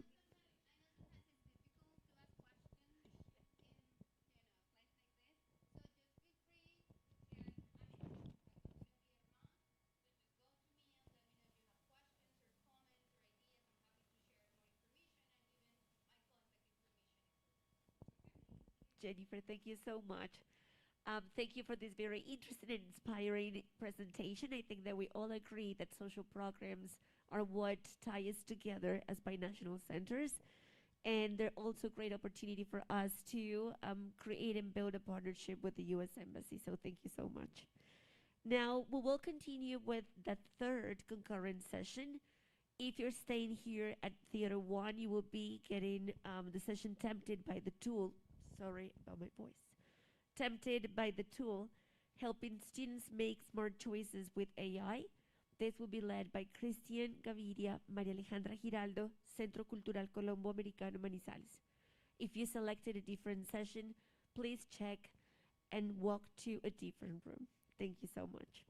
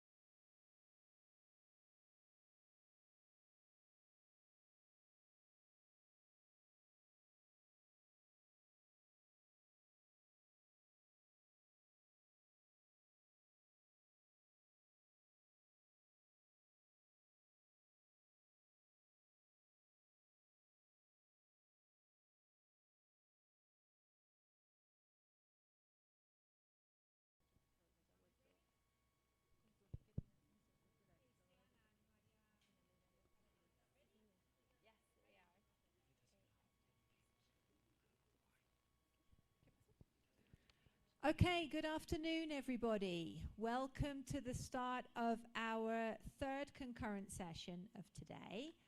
Here in Theatre 1, we have the presentation called Tempted by the Tool, helping students make smart choices with AI. And our presenters are Cristian Gaviria and Maria Alejandra Giraldo, both from the Centro Cultural Colombo Americano in Manizales. So Cristian Gaviria holds a BA in Modern Languages from Caldas University. He's worked as an English teacher for about 11 years. He's participated in 2 summer courses. He also has done he has been a part of the Youth Ambassadors Program, which is sponsored by the US Department of State. And Maria Alejandra Giraldo Jaramillo holds a degree in modern languages and is also a certified Normalista Superior. Additionally, she has international experience working at a university in Brazil, and she's earned certifications in artificial intelligence in education from Universidad de los Andes and teaching English to young learners through the open program at George Mason University. Please give them both a warm welcome. Hello. Hi, everybody. Thank you so much for coming. Well, today we would like to share with you some of our findings. Currently, we are researching about AI at the Colombo Manizales, and we would like to just share some of our concerns about AI, because we know that this is a reality. We cannot just forget. Students are using it all the time, and even teachers too. And sometimes we judge them too much, and we forget about us as teachers, planning at home, creating images, looking for different activities to implement in our lessons. So the idea today is not telling you what to do or what not to do, but telling you what are those concerns and how can we just make like better decisions when using AI, okay?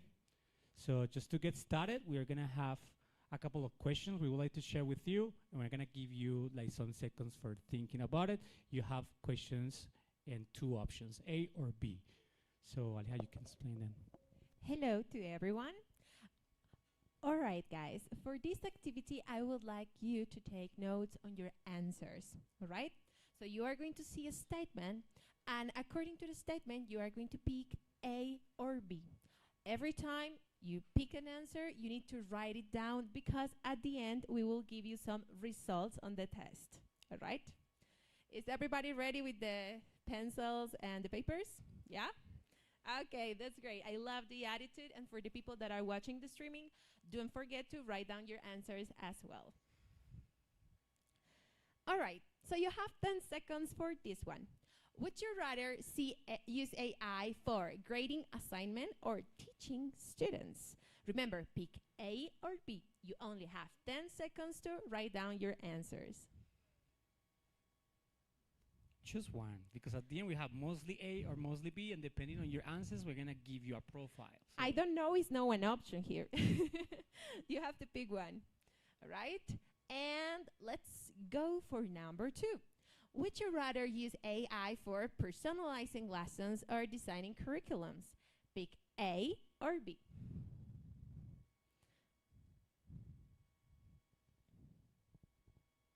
Very good. All right, it's time for number 3. Would you rather use AI for providing feedback or acting as a mentor? Remember to write down your answers, because at the end we are going to let you know your results according to your answers.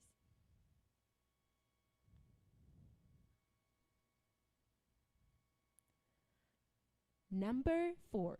Would you rather use AI for teaching practical skills or building virtual classrooms? A or B? Think carefully on your answers. all of them, right? Both of them is not possible again. You need to pick one. All right. Would you rather use AI for assisting teachers or leading support classes? Pick A or B. And people who are watching, again, don't forget to write down your answers because at the end you will get the results. All right. Would you rather use AI for grading exams or replacing exams? Pick A or B.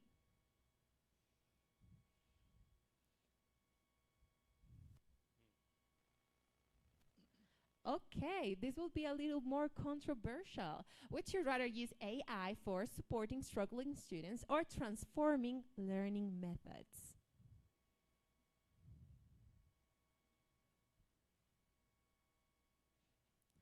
Okay, this is the last one, I promise. Would you rather use AI for improving existing schools or replacing schools in remote regions? Pick A or B.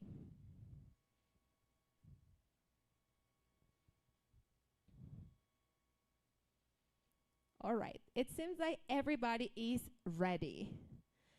So, which answer did you choose the most? For this one, I want you to raise your hand if you pick A the most. Raise your hand. Okay, very good, very good, very good. Down. Now, if you picked B the most, please raise your hand. Okay, 1, 2.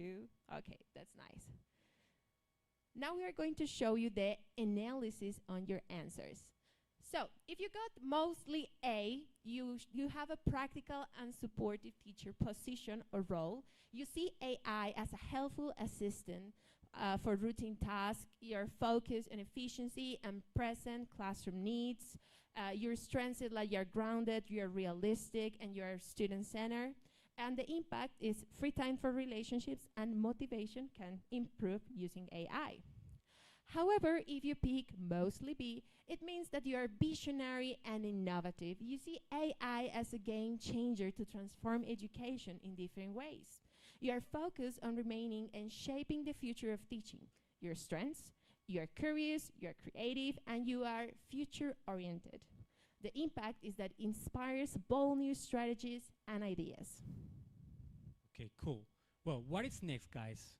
We are worried about AI and everybody talks about it and it is everywhere, right? And there is a lot of fake news. There are a lot of fake news about AI. And the thing is that we believe it, right? We believe everything we see online, especially our parents, right? They share everything with us, our aunt. And well, the idea is that we're going to show you a couple of fake news and you need to spot the fake one. Maybe one of them is real, right? Or true. So that's going to be your job. Okay, so teacher, show them. Of course. All right, guys, here we have a challenge for you. As you probably know, it's been a little tough to make the difference between the real news and fake news online. Each time it gets harder because AI is creating not only text but also images and is transforming many things. Here I'm going to show you some fake news. The idea is that I'm going to show you 3 and you need to spot the fake one. This is going to get a little difficult, so let's see how you are going to make it. All right, so spot the fake news. Here we have the first. Wife files for divorce after AI said he was cheating. That is the first one. The second one, a man believed he had a scientific breakthrough because of AI. And finally, AI-powered parrot can now translate human languages in real time. Think about it for 10 seconds and then let me know which one do you think is the fake one.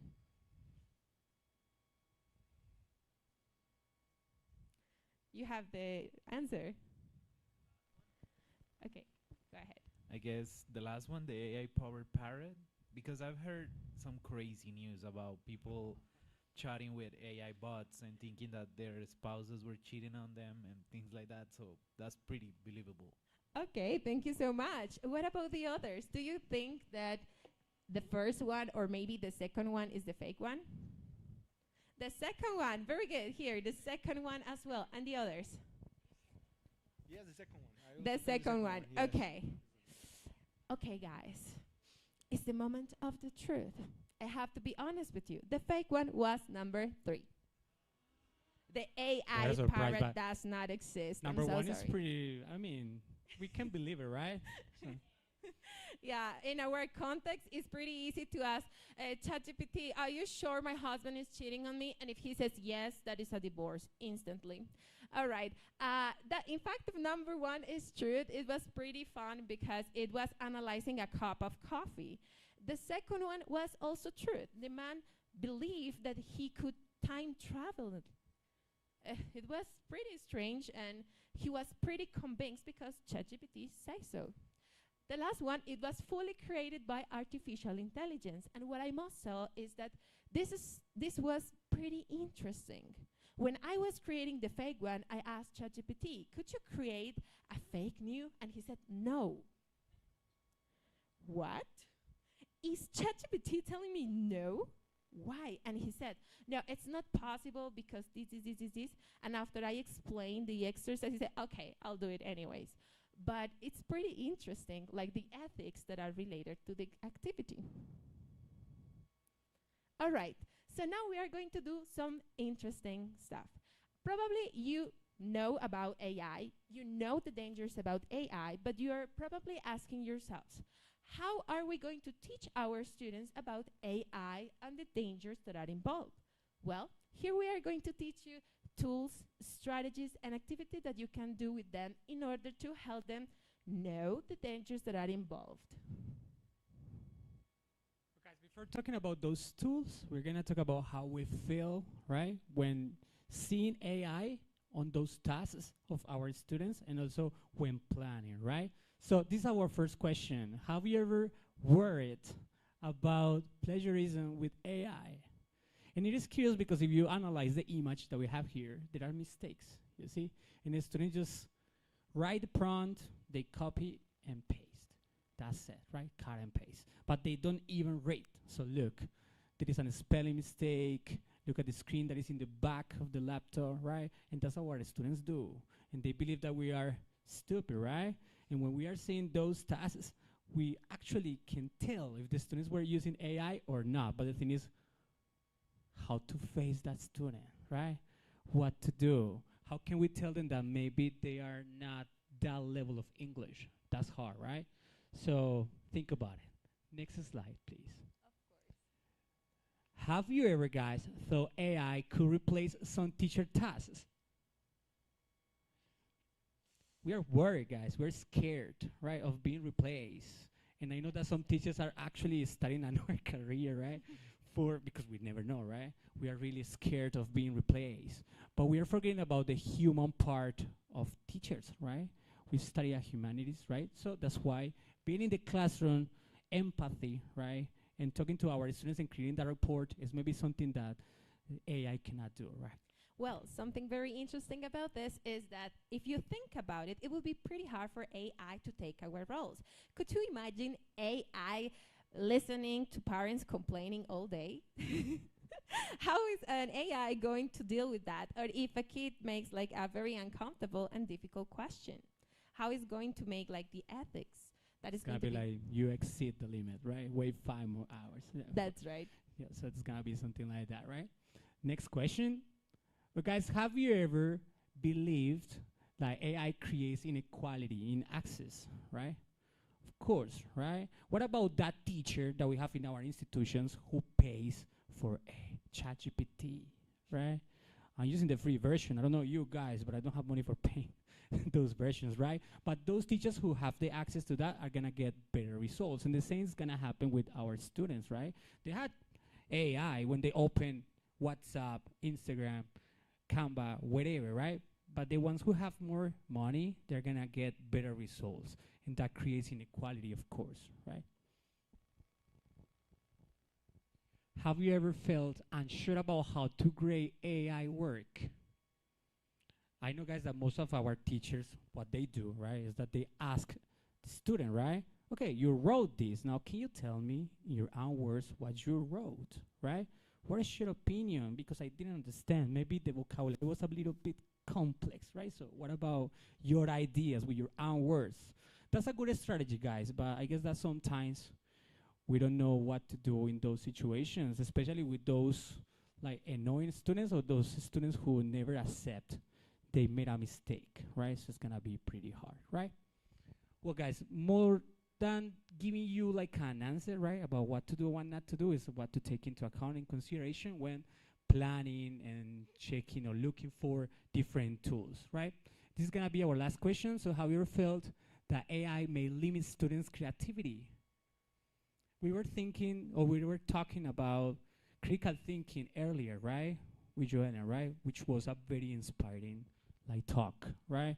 And I guess that it is pretty worrying, right? When we think about creativity, because people only write what they need and they focus on the product, right? The final product, but they don't think about the process, right? What they do through the process. So that's why some people believe that looking on Pinterest, right, or Google, they are being using their creativity. They are looking for inspiration maybe, but that's not creativity a lot, right? So sometimes we need to think about the limits and what can we do in order to teach our students what is okay and what is not when talking about AI, right? And here in this part, it's very important to highlight the fact that AI is not always bad. Using AI, generative images, or those things to get like an idea and apart from that to create something better is also a possibility. Please raise your hand if you have ever used AI openly with your students. I did. Okay, some of you did. Okay, now raise your hand if if the result was better than you expected. Okay, here we have some experiences. Now raise your hand if the result was not what you expected. Very good. Okay, here I have like an anecdote for all of you. I use AI many times, but I have two situations that were truly remarkable. The first one was a total fiasco. It was a disaster because they fully used AI to create everything and they believed that I was not going to realize they did it only with AI. And the second time, it was so good that they create like this wonderful future, like Ciudadela. It was so incredible, like the buildings, the designs, everything was so perfect. And they did incredible presentations. Do you want to know what was the difference? The difference between the fiasco, the disaster, and the great result was the limits that I made at the beginning. In the first situation, my limits were not that clear for them as I thought. So they used it like they did all the times. But the second time, I was super strict and I used an image that Chris is going to show us later. The limited the use of AI. Until which extent can you use AI and until which extent is not allowed in the task. After I made those limits pretty clear, the result was obvious and they truly enjoyed and did remarkable things.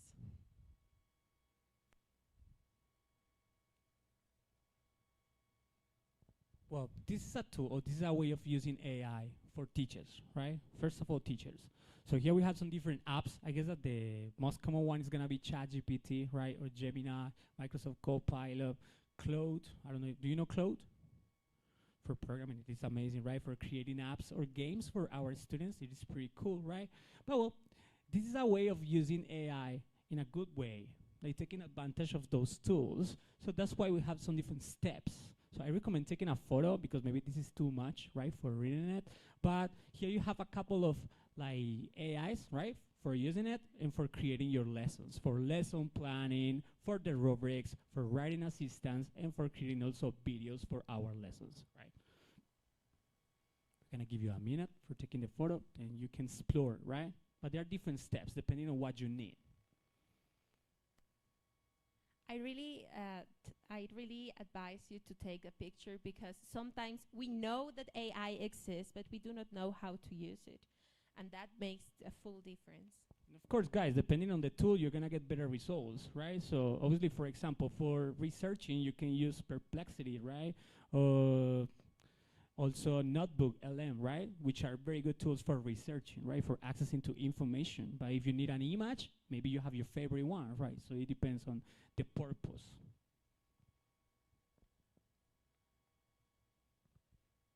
Well, but how can we analyze if the output we get is appropriate or is the one that we were expecting, right?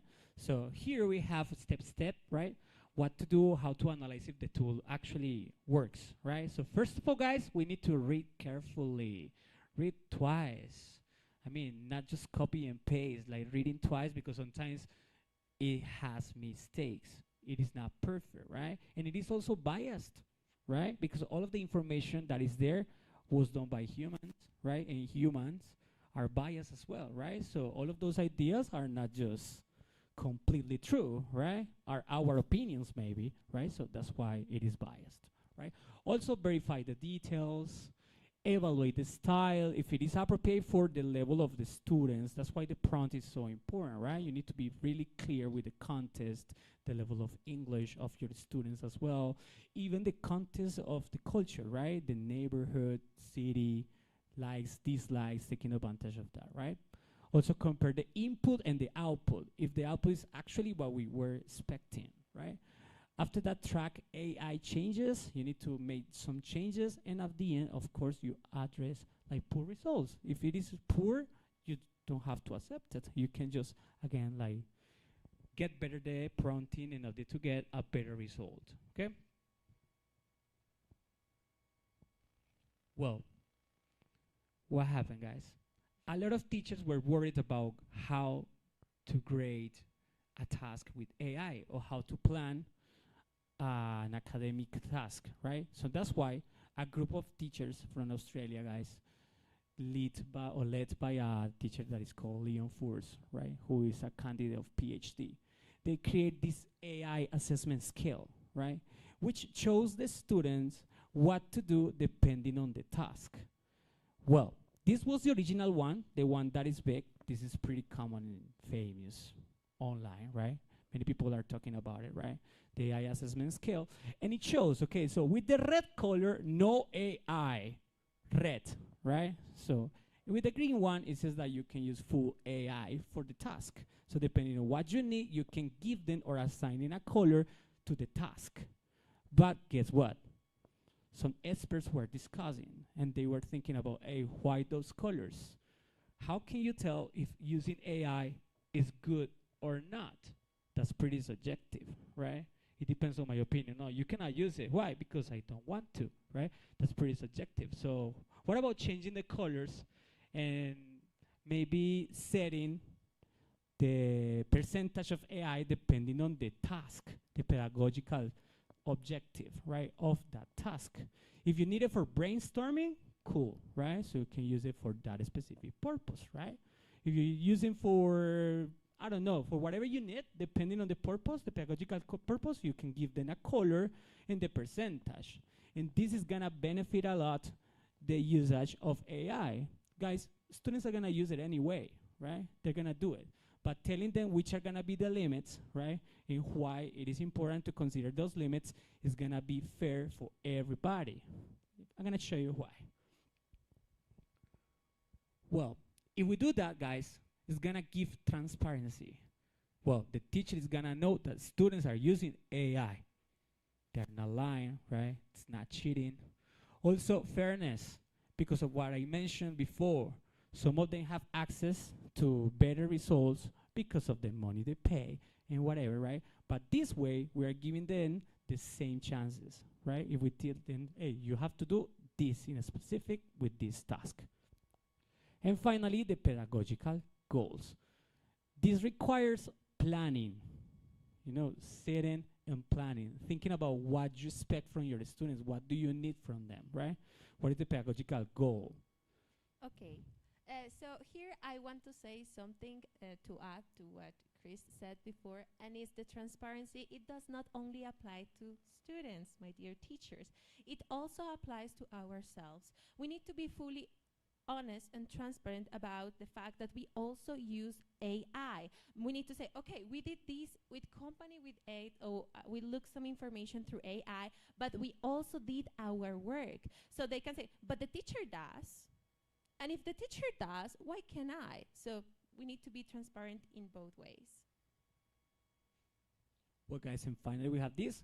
So focusing our task on the process, not the product, of course, because if they write, I need this, and they have the image, that's gonna be the product, not the process.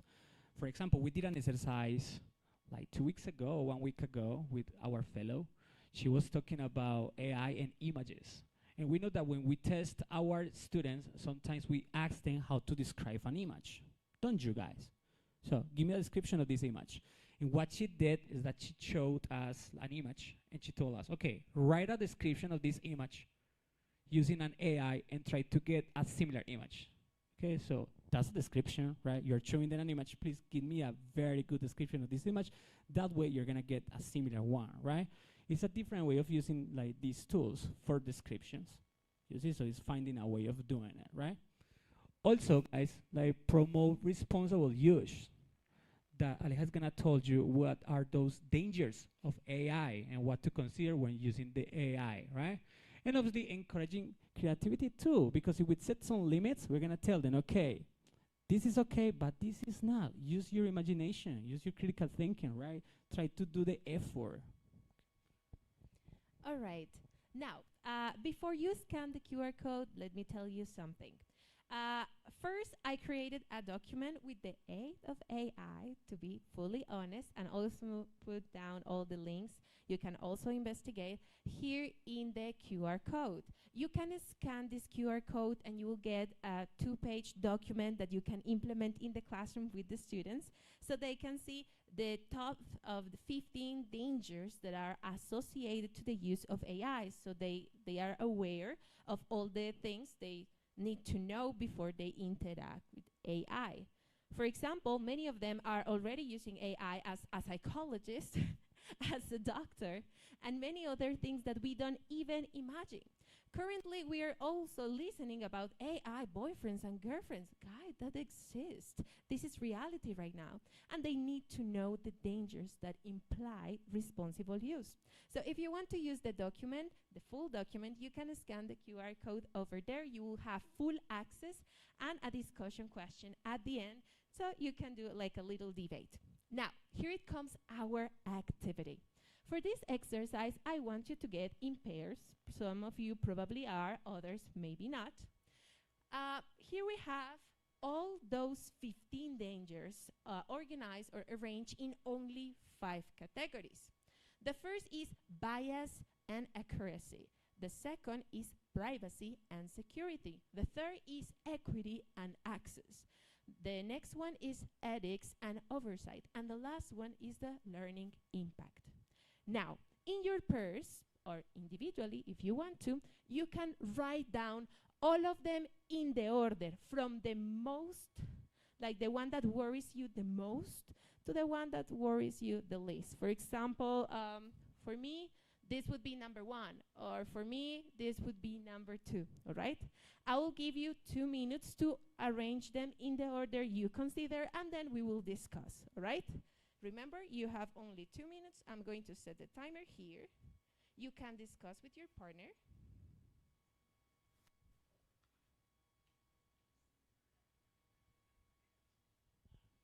Maybe it's gonna be 1 minute, guys. Not Yeah, two. sorry. Only 1 minute to organize it, sorry. Maybe we can change a little bit the activity, guys. Only choosing which is the one that worries you the most. Only that one, right? I think 1. All right. They So- can have some more time. I didn't see the time correctly. You still have time. You have 15 minutes. 15. 15 minutes. Well, Okay. No, so- so the 2 minutes So they are can have okay. 2 You can still minutes. discuss. Yeah, let's go back to the previous activities. Yeah, Right? you can continue. Good. All right. Discussing individually.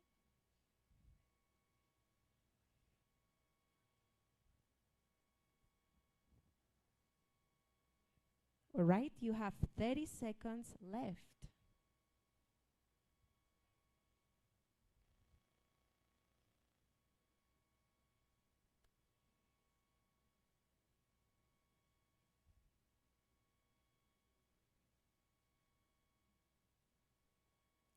All right, now time is over. I would like to know who picked bias and accuracy as number 1. Nobody? Okay, here. Here or here. Yeah. Privacy and security, who picked it as number 1? All right. Privacy. Yeah. Equity and access. Nobody. Nobody. Ethics and oversight. Okay, Ethics. 2 people. And finally, the learning impact. Learning impact. Very nice. So as you can see, all of us are worried about different situations, but all of them can be discussed and can be openly like debated with our students about how they can like learn about these dangers and use it in a responsible way.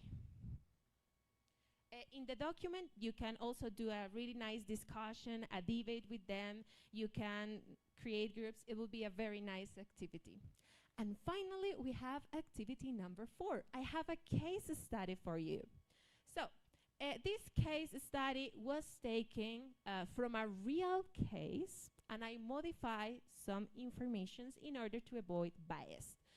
So, a school used an AI platform to replace absent teachers. Some students enjoy the personalized lessons, but others felt they lack emotional support and feedback. Parents worried about the results and said they didn't have enough support. Now, here we have the questions.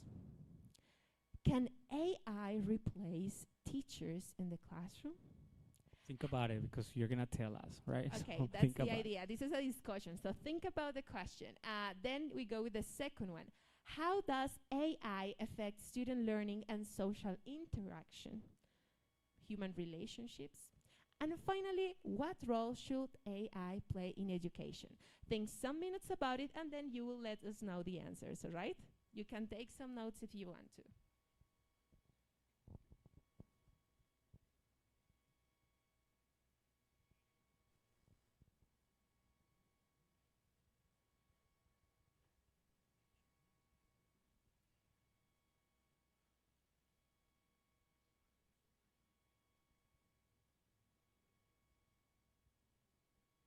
For the ones who are at home, you can also maybe write in the chat. Maybe do we have access to those comments? It will be nice to know. Yeah, cool, great. Guys, if you are at home and you have an opinion, so you can also write it in the chat. We're going to read it for you, okay? All right. So I think we can start discussing a little about your ideas, and then we can have like a full discussion. So let's go with the first one. Can AI replace teacher in the classroom? Can anyone share your thoughts or your ideas? Come on, we're teachers. Don't be shy, guys. Don't be shy. Okay, very cool. nice. Thanks. As you know, I read a lot. So I read about a school in Austin, Texas that has no teachers. It's AI, and the kids have 2 hours a day of interaction. The rest of the time is 100% AI-led instruction. It's a small school. It's an expensive school. It costs $40,000 a year for students to attend this school. So it's very elite, very exclusive. And the divisions are, or the opinions on it are really divided, because some people are like, this is the future. But then other people are saying, well, what about interaction? What about what we've been talking about all day today in all of these different presentations? And we're human beings. We shouldn't be just interacting with a computer. So in my opinion, no. AI can't replace educators in a classroom. That's a real problem. Yes, that's a real problem, guys, because we are facing that situation all around the world, even with our students in the classroom. They are with their classmates, but they don't want to interact with their classmates. And I guess that it is because of technology, right? Social media, they have 2 different lives, one in the classroom, one at home, and one online, right? So they believe that who they are online is their real life, right? And we were talking also about social emotional learning, which is being affected by the social media, and bullying. We were talking about bullying also, right? That in the past it was just at school, but now we go home and bullying continues at home, right? Because they take a photo of you, they create stickers, they send memes, right? And it is crazy. So we talk about a crystal generation, but we forget about the current situations that students are facing. So that's a reality. And not only that, but they are also trusting too much on AI. Right now, we have teenagers that are asking AI if he's gaslighting me or if he's ghosting me, and what should I do or how should I answer, which is another reality we need to face. We have a response in the chat. Okay. Someone said, If schools were only a place to deposit information with no meaning and students were not individuals, maybe AI could replace teachers. But we are more than teachers. We have to multitask in every class or lesson. That was from Adriana Orozco. That's a very nice comment, especially because, as you probably know, we are not only teachers but psychologists sometimes. We need to deal with many things that are out of our field, out of only education. Do we have any other comment here? Okay. So let's go with the second one. How does AI affect student learning and social interaction? Oh, here we have a comment. That's very nice.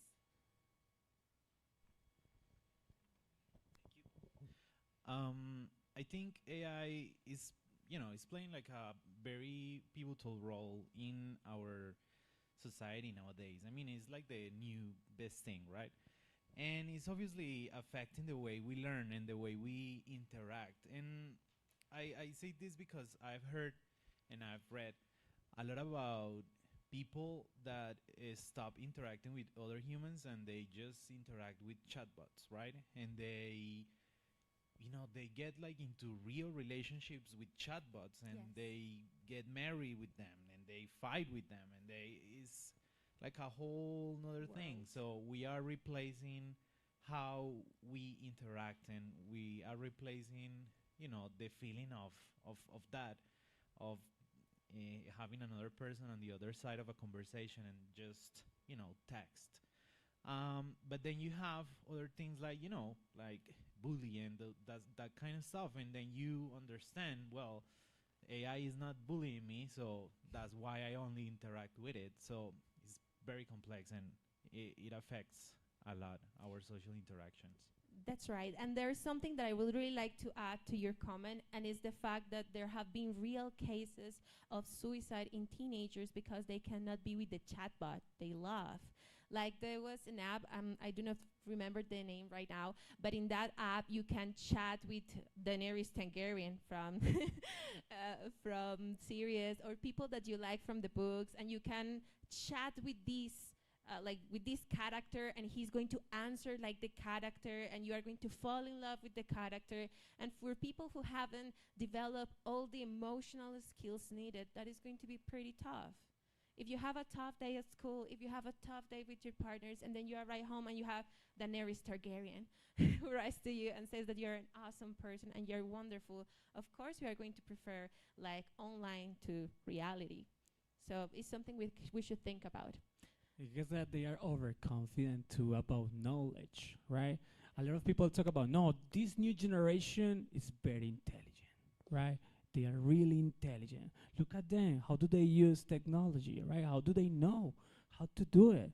And the thing is that there is more access to information, which is totally different, right? So now you can Google it or you can ask ChatGPT and you will get an answer, right? But that doesn't mean that you're intelligent. That means that you have access to the information, right? Which is totally different too. Something very interesting about that is that I did an activity with my students. It was Dr. AI. It was pretty interesting because they have to look for myths and debunk these myths. Like one has to say, yes, that is truth, and the other has to give real reason why it was fake. And it was very interesting to see that they truly defend AI as if it were like Wikipedia or any other source. All right, let's go with the last one. What role should AI play in education? Come on, do we have any comment over here? At home too, right? If you have a comment, guys, remember that you can write it. Of course. Yes, we have some in the chat. Luis said, AI helps students learn better by giving them personalized feedback and adapting to their needs. It can make lessons more engaging and help with things like writing, reading, and problem solving. And we also had someone else say, quick answers from AI can negatively affect reflection and critical thinking. That is very interesting. That is a very hard concern because previously we used to look in Wikipedia, then Google it, then we visited different pages or websites to get the information. Now we have like a summary from AI, and then that's the answer. So that obviously affects a little the process, but we need to know that AI is something that is not going just to pass. It's something that is here to stay. What we can do as teachers, as educators, is to help them realize that even though there are dangers, they are strong enough and they can construct enough critical thinking to overcome all of them. We need to teach them how to support. Wait a second, please. Your teacher voice.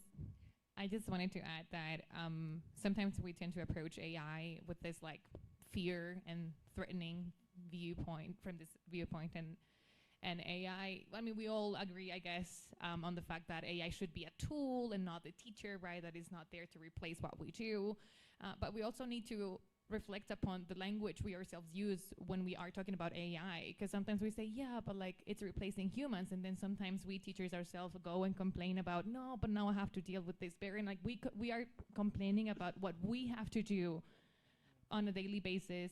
That's the core of the teaching experience from teachers and for teachers, but we're also then attacking this tool that may actually be the replacement for these complaints that we have. So in a way, we also have to be aware of the language that we are using, because sometimes we're demeaning towards our very own role, sometimes in the sense that we complain about some of the activities that we do, and by adopting this position, then students are going to feel that way, and they're going to feel that, you know, what's the point of having a person, like an actual person, when even the person themselves is not necessarily being the human that I need for me and for my student experience.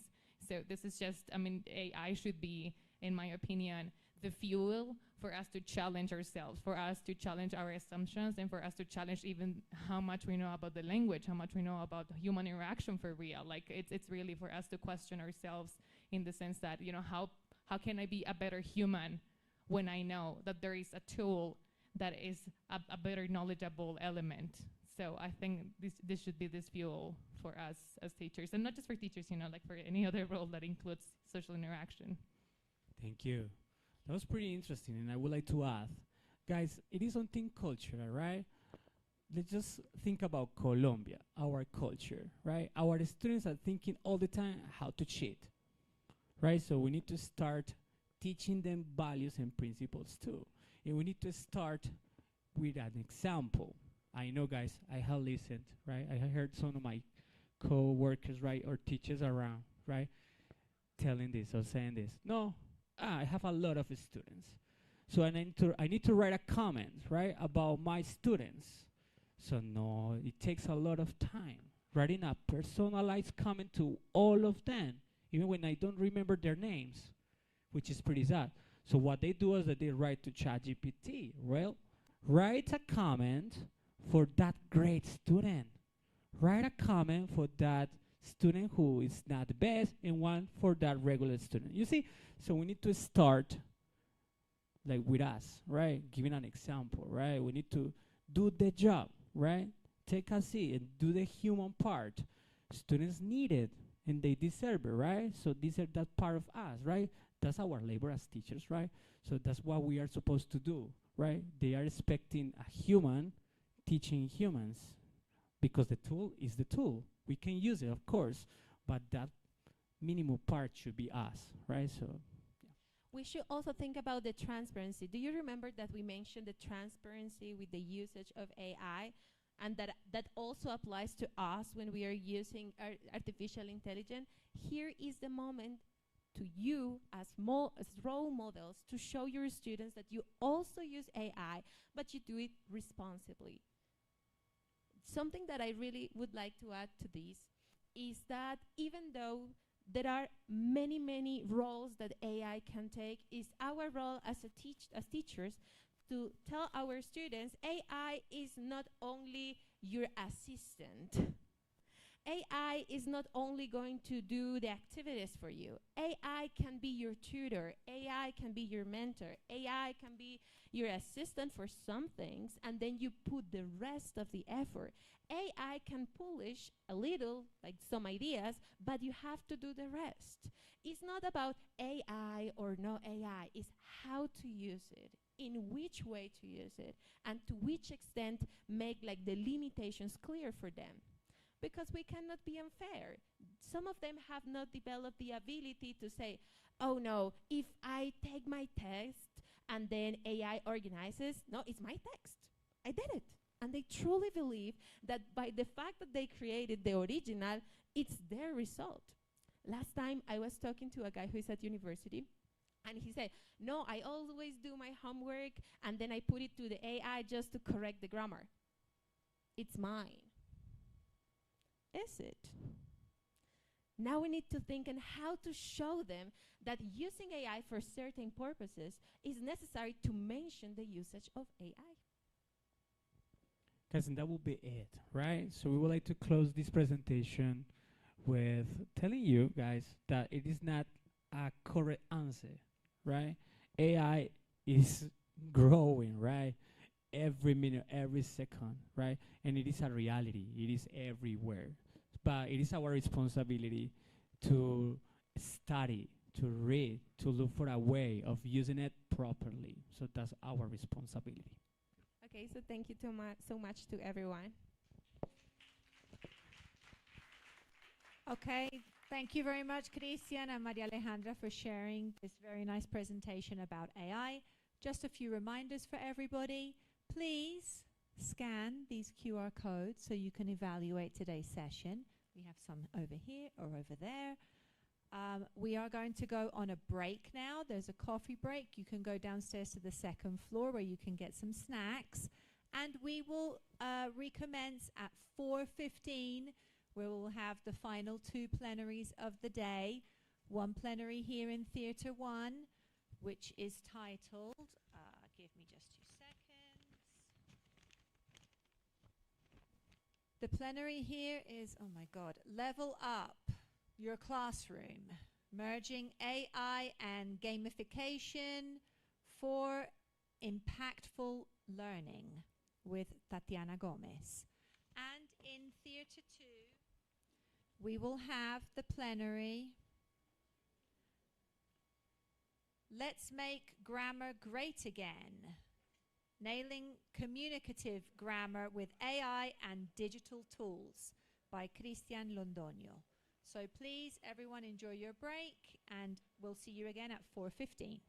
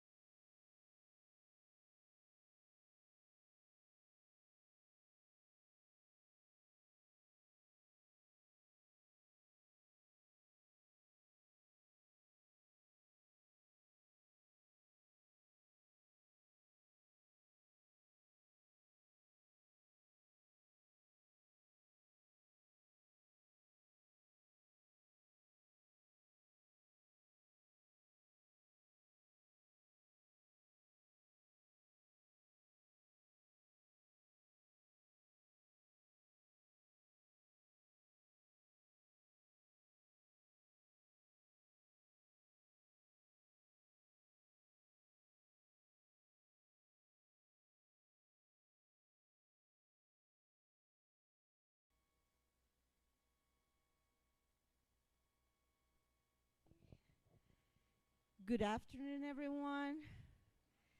How are you feeling at this time of the day? Still feeling good? Great. If you feel like you need a little stretch, this is the moment, although I know we're going to be very active during the session, so it's going to be good. I'm happy the spirits are up after so much learning and so many interesting conversations.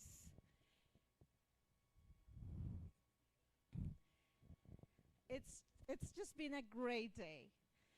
Do we have anybody from Medellin in the house? Can you raise your hands? Yeah, okay, a big, big, big round of applause for people in Medellin. It's been lovely being here. Thanks for your hospitality. It's been amazing. My name is Joanna Mel. I'm the academic director at Colombo, Bogota. And I'm very, very pleased to introduce our one of our last speakers for the day. We're going to be hosting 2 plenary sessions back to back because we just have so much to share. So it's my honor and pleasure to welcome Tatiana Gomez today on stage. She will be addressing a very interesting topic we've been talking about, discussing and having interesting conversations about. So before we go into her presentation, I'd like to tell you a little bit about her. With over 20 years of experience, and I don't know how that's possible, in English language education, Tatiana has served as an academic leader in national programs run by local education authorities and the Ministry of Education, supporting teachers and students in Colombia's public schools. She is the founder of ELT Think Tank, and her independent work includes teacher training and instructional design with institutions like Oxford University Press and Universidad Católica de Oriente. She's also an active part of Literacies in Second Language project, focusing on gamification, micro-writing, and AI literacies, with a strong emphasis on innovation and bilingual education. So with this introduction, I want to especially thank Oxford University Press, who made Tatiana's presence here possible. And thank you, Tatiana, for joining us today. Have a great time, everyone. All right. Hi, everyone. How are you doing? Good? Nobody's going to fall asleep on me, right? All right, perfect. Okay, very good. Well, thank you very much for the presentation and for the invitation. Thank you for Oxford for having me here. I remember these conferences a while back with my friends in Manizales. We used to do some a while back, so I'm very happy to be here again with you and joining you today and tomorrow. So we are running a little bit late, so I'm going to try to speed things up because I don't want you guys to leave too late either. I know you're tired. You probably had a long day. But today I'm going to take you guys on an adventure, okay? So for today, we're going to be focusing on AI and how we can merge AI with gamification. But to do that, we're going to go on a little journey, all right? Now, for this journey, I need you guys to be very active, all right? We are going to be embarking on a journey, all right? And our journey is called the rise of the AI educators. And in this journey, you guys are going to be players, all right? I'm going to be playing along with you guys, so that means you guys are going to participate. We're going to talk about how we merge AI and gamification, but I'm not going to tell you. You guys are going to live it, okay? So that way you can see how we could do this in our classrooms. So the rise of AI educators. We're in a world where we are the educators, and many things are happening and changing at once. But we have to first, before we begin any kind of game, what's the first thing we have to do? What do you guys think? Rules, maybe? Yes, that's a good one. I'll give you the rules each step of the way. What else? We have to choose what? Our character. Very good. So to choose our character, we have 5 different characters. All right? Our first character, explorer of curiosity. Our second character, apprentice of knowledge. Our third character, innovator of knowledge. Our fourth, creator of mentor. And our fifth, guardian of learning. Now, you each are going to choose a character, but you're going to choose the character based on a characteristic, okay? So, depending on which one is yours, I want you to choose that character, okay? And what I'm going to ask you to do on the count of 3 after we go over the roles is to make an action, which I'll tell you which action it is, depending on the character that you chose, right? So for example, if you've heard about AI in education but haven't tried it yet, raise your hand. You're an explorer of curiosity. So you'll do the movement at the end, okay? If you've used AI to create a worksheet, lesson plan, or quiz, you're going to put your hands the same as the apprentice of knowledge, like right in front of your hands, all right? Right in front of your chest.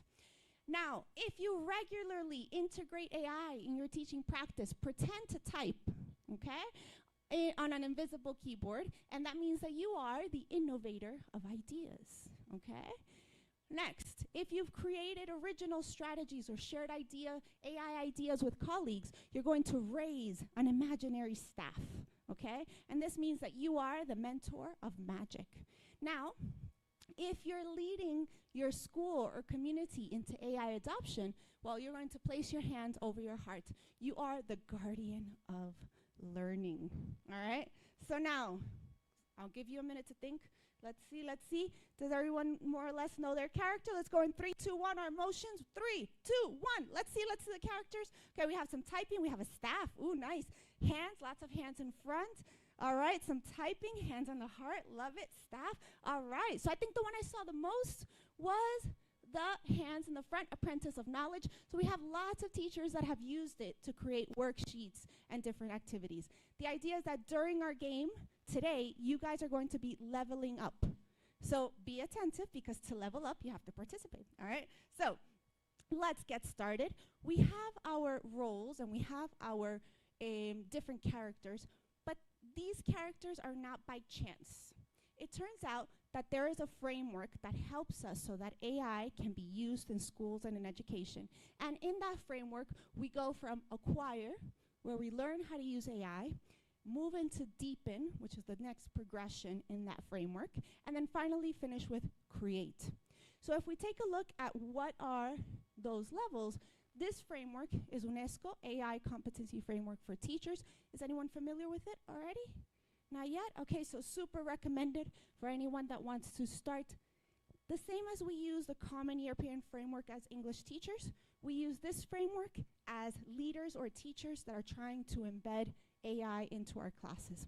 And it comes with a few principles, right? So first of all, it gives us 5 criteria, and in those 5 criteria, we have 3 progression levels, okay? So that means as teachers, the same as in the Common European Framework, we're trying to pass from A1 to A2, basically.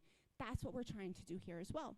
And in this framework, we're going to notice that we have a human-centered approach. When we start to hear about AI recently, most people are saying, okay, AI is very important, it's very good, but it's a tool. It has to stay human-centered. So how do we actually do that? This is one of those guides to help you guys. The next one is ethics first. Of course, we've had lots of debates on ethics today. I'm not going to touch on the topic, but something else to keep in mind. AI foundations and applications is another important topic that they talk about in this framework. Pedagogy with AI, and finally, professional growth with AI. So what you do is, in this framework, you're going to notice that we have these 5 different categories that we're trying to improve in or learn about, and we're trying to do that in 3 progression levels. Now, this is embedded in the presentation for today. So that's why I want to tell you guys that if you want to continue exploring after today's presentation, that's where you can go look, okay? Perfect. Now, let's go back to our journey, all right? We have 3 missions today, and during this journey, we have the first mission. In these missions, remember I told you guys that you are going to be participating, right? So to do this, in a minute, I'm going to ask you guys to take out your phone so you can scan a QR code, so be ready. And what we're going to do is we're going to start with our first level, the acquire level, right? And think about gamification tools you have used in your classroom. And when you hear one that applies to you, respond with the action. I'm going to ask you guys to move again, right? Remember, we're moving. Raise your hand if you've used it, the tool that I'm going to show you, okay? If you use it often, I want you guys to stand up. That way you can stretch, all right? And if it's your favorite, that's like the thing that you use the most, you're going to wave, okay? So let's see, let's see. So we have all of these different gamification elements. So just very quickly, let's see. Points. How many of you use points in your classes? Remember one of these three things? Let's see, hands waving. Okay, okay, I see some hands, some waving. Very nice, very nice. Okay, so no one stood up, so no one uses it often. You're either at one extreme or the other. Okay, perfect. The next one, badges. Badges, badges, raise hand. All right, raise hand, raise hand, raise hand. Okay, all right, very good, very good. So you've used it. Leaderboards. That one less often. Okay, perfect. Quests or levels. That one's a little bit, okay, okay. We have about 3 people, 4 people. All right. Rewards. I think that was common, right? In classrooms, you get your little chocolate bar. All right, perfect. And storylines. What we're doing right now is a storyline. Ah, okay, you love it. All right, perfect, perfect. Okay, so when we talk about the different gamification tools, we have different gamification elements that we can embed into our classes. Now, being quite honest, why don't we include more badges and quests and leaderboards? It takes time. It takes lots and lots of time.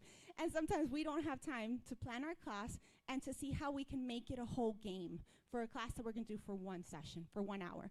So that's where AI comes in. So what we're going to do is we're going to try to see how we can take these gamification elements and see how we can expand them with AI. So continuing our storyline, heroes, you've just discovered your basic weapons for gamification. We have points, badges, and quests. Now with AI, we add magic to them, right? So just like enchanting a sword, AI enhances its gamification element to make it smarter, faster, and more motivating. So let's take a look at how we can do that. Here, I'm going to give you guys a minute. We can scan our QR code and join Magic School. How many of you have used Magic School before? We have 1, 2, a few hands. Okay, perfect.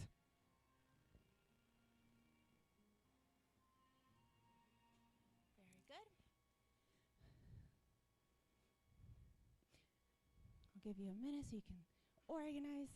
Now, once you go in, you're going to notice that this is a Magic School room. Now, some of you raise your hands that you've used Magic School, but have you used Magic School rooms with students? No? All right, so I'll walk you through while you guys are connecting. Magic School is an AI tool that's pre-programmed for education, okay? So it's something that you can use and it's already standardized to be able to use in an educational setting. Saves you time in programming and has tons and tons and tons of tools. But it has one element, which are Magic School rooms that you can use with your students. So right now you're going in as if you were my students, okay? And when you go into this room, you're gonna notice that you have 3 apps that you can use, right? And they have different levels. So of course, we're gonna go in order. We're gonna enter level 1. Now, I'm gonna walk you guys through the instructions or the rules. Question, are we good? Can I keep going? All right, perfect. Oh, you guys are such a good crowd. So we're gonna go into level 1, meet the Oracle. Uh-oh. You guys are going to meet the Oracle. The Oracle is our AI chatbot, okay? And what are you going to do with the Oracle? The mission, oh, no. What are you going to do with the Oracle? You're going to talk to it. It's already pre-programmed, so it's going to have a conversation with you. Follow the activity, and when the time is up, I will tell you guys how you can escape or finish the conversation with the Oracle, okay? So go ahead, I'll give you time. You can read the instructions on your phones. If you haven't been able to connect, buddy up with someone maybe next to you. And while you're doing that, I'm going to show you the back end in case anyone is interested as a teacher, how we use this in the back end, okay? Here we go.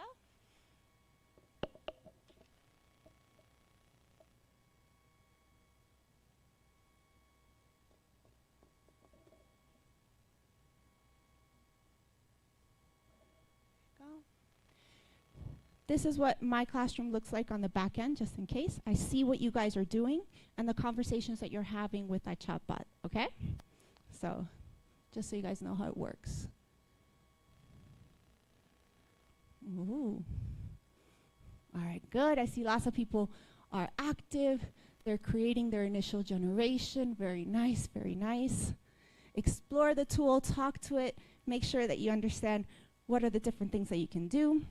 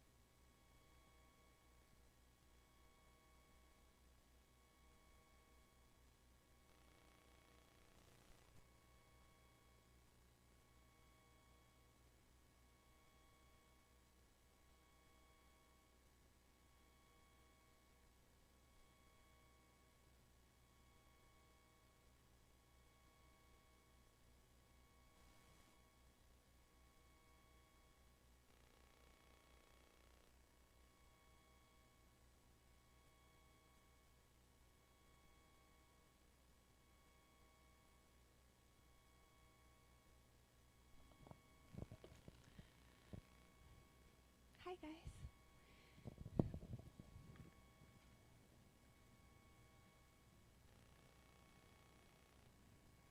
So for anybody that's just joining us, we're connected to a classroom, so you guys can join in this code, okay? This QR code. All right, how's it going so far with your chatbot, with the Oracle? Good? Okay. Gonna give you one more minute.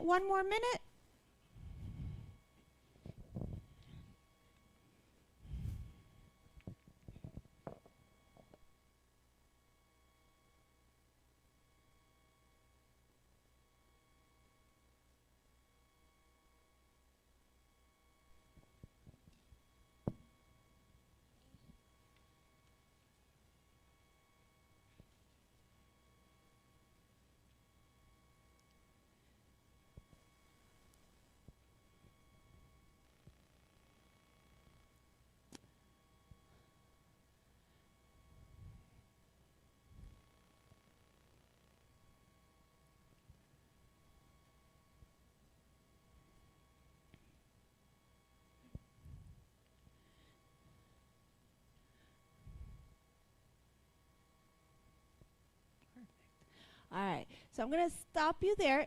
Stay connected because we're gonna use it again, okay? But I'm gonna go back real quick before we keep going. So as a teacher, what did you notice about this chat? Could you ask it anything that you wanted? Did I have to go around and explain the instructions to each one of you? All right, you guys were able to do it independently, where I as a teacher did not have to go and see what each one of you were working on. But because I'm using it with Magic School Rooms, I do have access to what you guys are talking about. I have access so that I can follow up on the conversations that my students are having, so that I can teach my students how to use generative AI in the best possible way, considering ethics and just general use. And I've programmed this tool so that it talks to you with certain rules. So for example, when I was testing it out, I was like, okay, I'm gonna make believe I'm a student. No sé, profe, no le entiendo. And I would answer that in the chat. And it would tell me, look, you can do it. Do you need an explanation in Spanish? It would give me a quick explanation in Spanish, but because I programmed it, and then it would switch back to English right away. It would not, it does not change the conversation. So if you want to test it out later, you can. And make believe that you're that one student that would not use it, that would get distracted, that doesn't understand. And do it and see all the safeguards that I've put into the chat.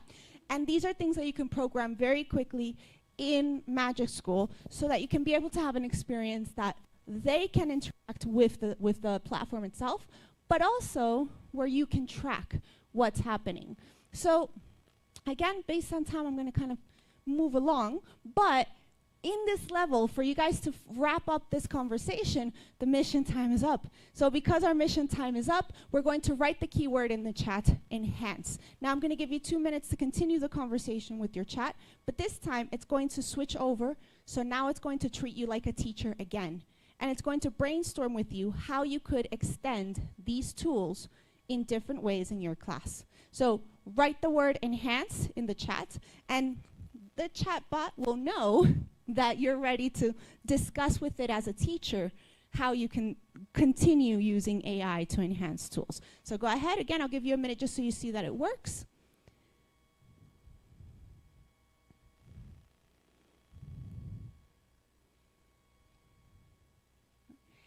So again, I've programmed this, right? So that when you put this keyword in, it switches the role, and now it talks to you as a teacher, and it can brainstorm with you a little bit.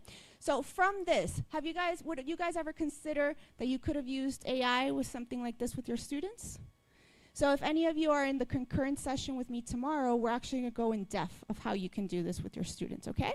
So this is our first mission. Guys, we've recognized the different elements of gamification, but I'm gonna give you just a few ideas in case anyone couldn't get to that point with your chatbot. Just one idea for each one. So we have points. One way that you can do personalized points is to use AI to track performance and award points for progress in weak areas. What we usually do in our classes, or traditionally, I would just be like, oh, you gave me the homework, point. You delivered, point, and that was it. Now we can go beyond that, right? We can be able to give points for very specific outcomes that we have, and then that way be able to engage learners and be able to really include formative assessment into this whole process. Example for badges, you can do a smart badge generator where AI generates creative badge names and visuals. So for example, the past tense Dragon Slayer, and then it'll create a badge for you. Again, this is time that we save, and it's still giving a very enriching experience to your students. Dynamic ranking, so AI can create multiple leaderboards, like effort, collaboration, improvement, and be able to measure that in real time with your students, and then give you updated leaderboards and different types of ways to track leadership. Quest, you can make adaptive to paths. Are all your students the same? No, right? So we can have a quest where you have side quests for students that are falling behind, or for those early finishers, right? Profe, ya terminé. What else can I give you? So AI can help us to make sure that they have that additional homework or side quests inside their adventures. AI is a dungeon master, so with storylines, AI spins a narrative updates based on your classroom input, because maybe you can have a storyline, and then depending on the results of your students, that changes what's going to happen in the storyline. Like a choose your own adventure, but based on your students' results. So imagine AI being able to be creative in terms of how I continue my story based on what you guys did during the class. AI can do that in a second, right? So all of these are different ways. Now, just to kind of summarize this first part, there are always going to be discussions that we have to embed 21st century skills into our instructional practice, right? There's always ongoing questions of how we incorporate communicative learning, inquiry-based learning, problem-based, project-based, task-based learning, and lots of times the conversation is how can we do this in a real way? Lots of times gamification can be a solution, because inside of gamification we have tasks, or we have inquiries, or we have all of these different elements that we want. Now, build digital literacy, there is an importance to continue building digital literacies so that we can be able to understand AI strengths, limits, and biases before use, and we can focus on humanizing learning. Like I said before, AI is just a tool, which means we should always focus on student motivation and collaboration with teachers, whereas it's supporting us, not replacing us, right? And we need to equip teachers and learners with these digital literacies.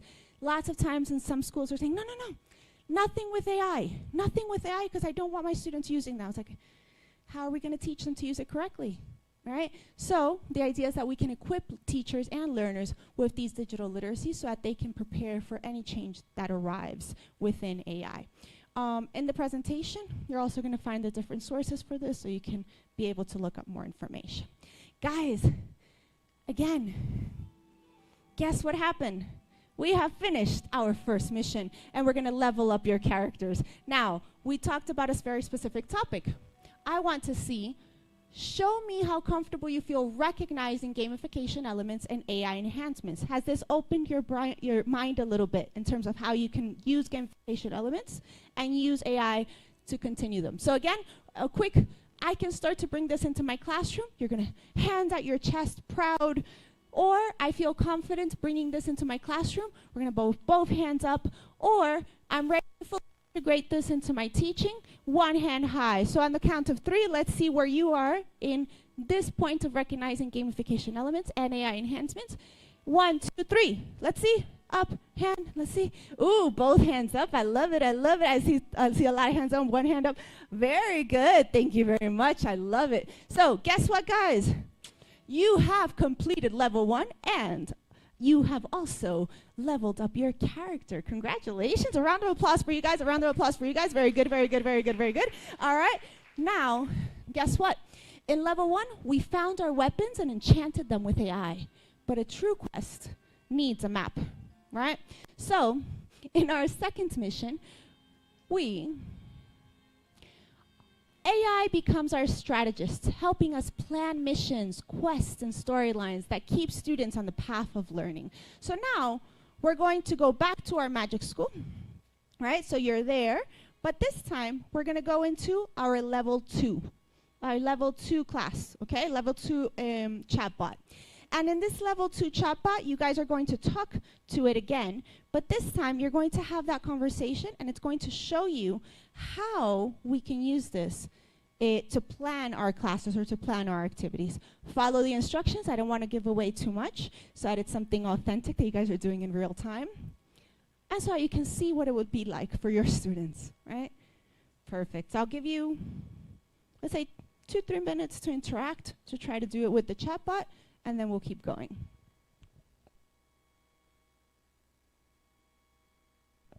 I know there's people watching at home, so if you guys can also connect, I'd love to see you in there.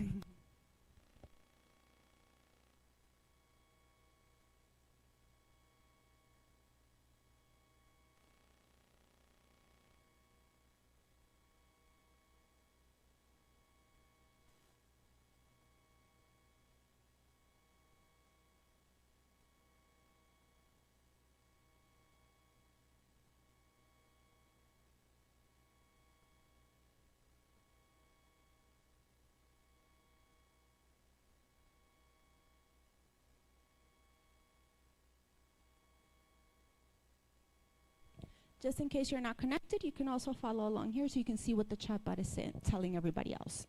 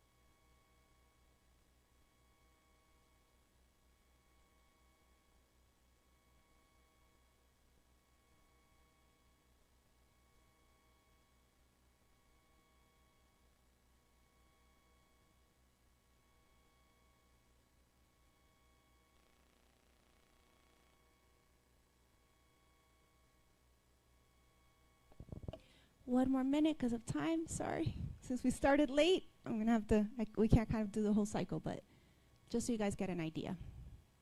So you see, we're offering a prompt. It's giving you guys an initial prompt. As teachers, you could do any prompt you want, right? Depending on the class that you have. But it's guiding students as you go along.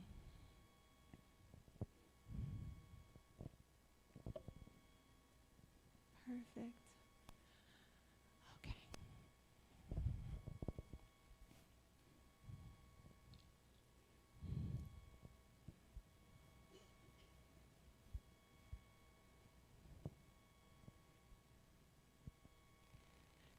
So far, is it easy or difficult to plan your first quest? Straightforward, easy? Yeah?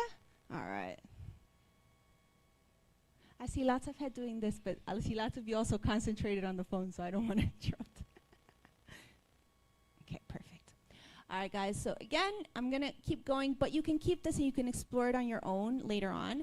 But in this one, what were we doing in this one? We are now, as teachers, trying to design a quest. So if you notice, you can go back and forth with this chatbot so you can create your quest. You can make adaptations, because that is one of the keys in AI. The first output that it gives you will most likely not be the one that you want or need. So always make sure to go back and forth, make those adaptations and those adjustments that you want. So once you've done that, and we can say that we've completed the mission, right? Now you can put in your keyword. Once you put in your keyword, it's going to give you a bit more like a summary of how you can do this in real time. So if you put in the word blueprint, that will be our keyword to talk to Oracle as a teacher.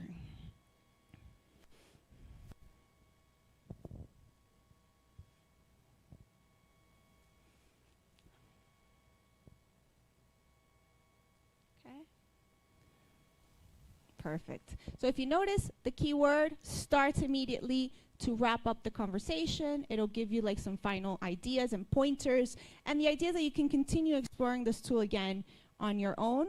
But just talking about how we can take this one step further. Developing gamification as a gamer-focused event helps students think critically, communicate effectively, and achieve their goals. When we're able to gamify something, it's not simply just putting points. It's a lot more than that. It also has a sense of what victory is, which we're going to go through in a minute as well. So remember that we're going to design AI with the use of human-centered mindset, right? So we remain accountable for pedagogical decisions. Who is making the decisions of that chatbot? You guys as teachers. You're pre-programming the chatbot so that it has exactly what you need for your students. Use the AI to map quests or activities, but ensure that there's an alignment with your learning goals and ethical practice. When you're setting up the chatbot, it's really straightforward. You simply just answer a few questions that they ask you, and one of those questions is, what is your objective? What are things I should keep in mind with your students? Are there any learning disabilities? Are there any things that I need to do, side quests, because there are students that are faster than others, etc. So make sure that when you're planning, we can keep that in mind. And technology, of course, needs to be humanized so that it works for the benefit of teachers and learners, not the other way around. There needs to be more discussion about the outcomes that matter, and we should strive to give teachers agency over decisions. AI can help you guys as teachers make these decisions in class, bring this kind of gamification to your students without sacrificing lots and lots and lots of time. Because if we wanted to do a mission like this, of course, it would take you lots of time to plan and prepare. For example, all of the beautiful images that you've seen in the presentation so far, all of them were done in Google. I was in Google, to my surprise, in Google Slides, and Google Slides now has the option of embedding an image, and instead of embedding image, it creates it for you. So all of the Google, I tried it out for this presentation, and all the images you see here were made in Google Slides. So it's trying to play around with it, but seeing how we make these decisions and not how AI is making the decisions for us. So guys, we have come to the end of our second mission, and we're going to level up the characters, same as before, but this time, show me how ready you feel to plan with AI. Was it easy for you? Did you guys see that it was just making a prompt and then kind of going back and forth? So let's take a look. We have, if you can start to bring this into your classroom, hand at chest. If you feel confident, then we're going to put both hands up. And if you're really ready to fully integrate this into your teaching, one hand high. On the count of 3, 1, 2, 3. Let's see hands. Let's see. 2 hands, 1 hand. Ooh, lovely. I see lots of hands, which I love. All right, very good, guys. Guess what? You have leveled up your character, and you have completed level 2 of our mission. Okay? Very nice, very nice. So remember, we are on a mission, for those of you that arrived a little bit later, and this is the rise of AI, of the AI educators. And heroes, in level 2, you learned how to unroll your quest map, right? And using AI to plan missions, tasks, and rewards. But now it's time to move up to level 3. And in level 3, AI is no longer just a planner. It becomes a player in the game itself.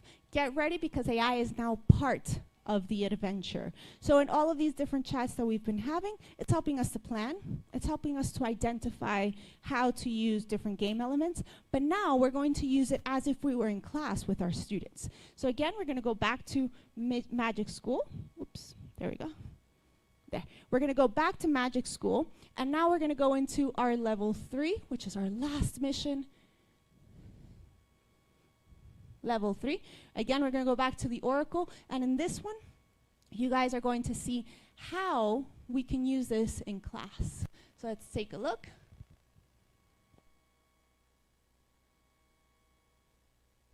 I'll give you like 2 minutes, because look at the time. Just so you can like get familiar with it. Try to interact with it a little bit. You can kind of scroll down to the prompt if you want and kind of continue the conversation.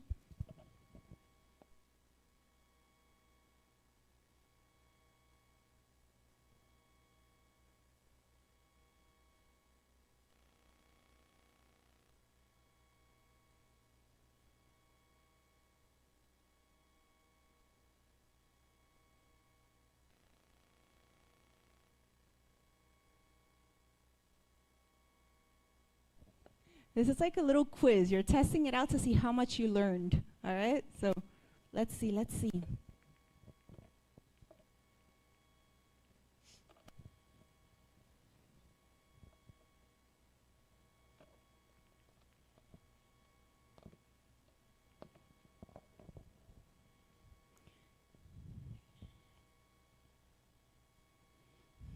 Quick question. Are all of your chats saying exactly the same thing as mine? Similar, right? It is personalized. So I gave it a prompt. I gave it like an instruction or a program, but it doesn't mean that it has a strict script. So you'll see variations, but the outcome will always be the same. So that's something that's also cool because it adapts to your students as they're talking to you, okay? Nice. All right, I'm gonna just continue because I know what we have here. One thing here, just in case, so you guys, if you guys want to use this in your classrooms, you can type, but you can also have your students use a microphone. So if you want to have students practice, for example, in a conversation, they can actually record, and then you can also hear over here, they can read, they can hear what the AI is saying by having it read aloud. And if you do this, it has speeds, so they can make it slower for lower levels. Okay, so just keep that in mind if you're going to use that with your students. So guys, once we did this, we also have a keyword, enchant. So if you have enchant, it's going to give you some final pointers. So everyone just put in the word enchant. So that way you can see those final pointers. I'll put it up here so you guys can see it as well.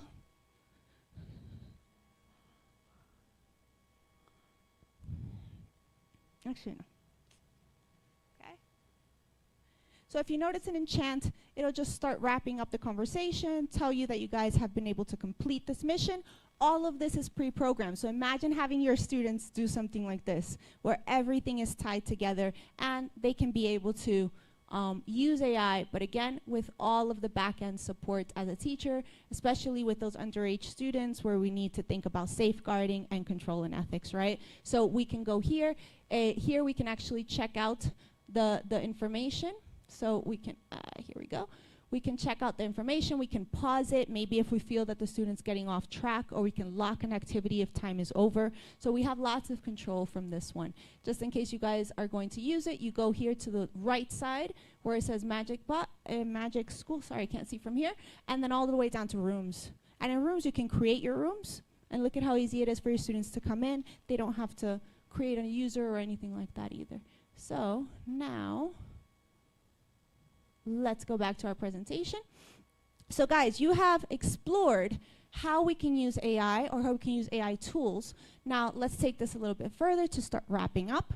It says the concept of victory evolved from merely winning to exploring how gamers develop sustained commitment.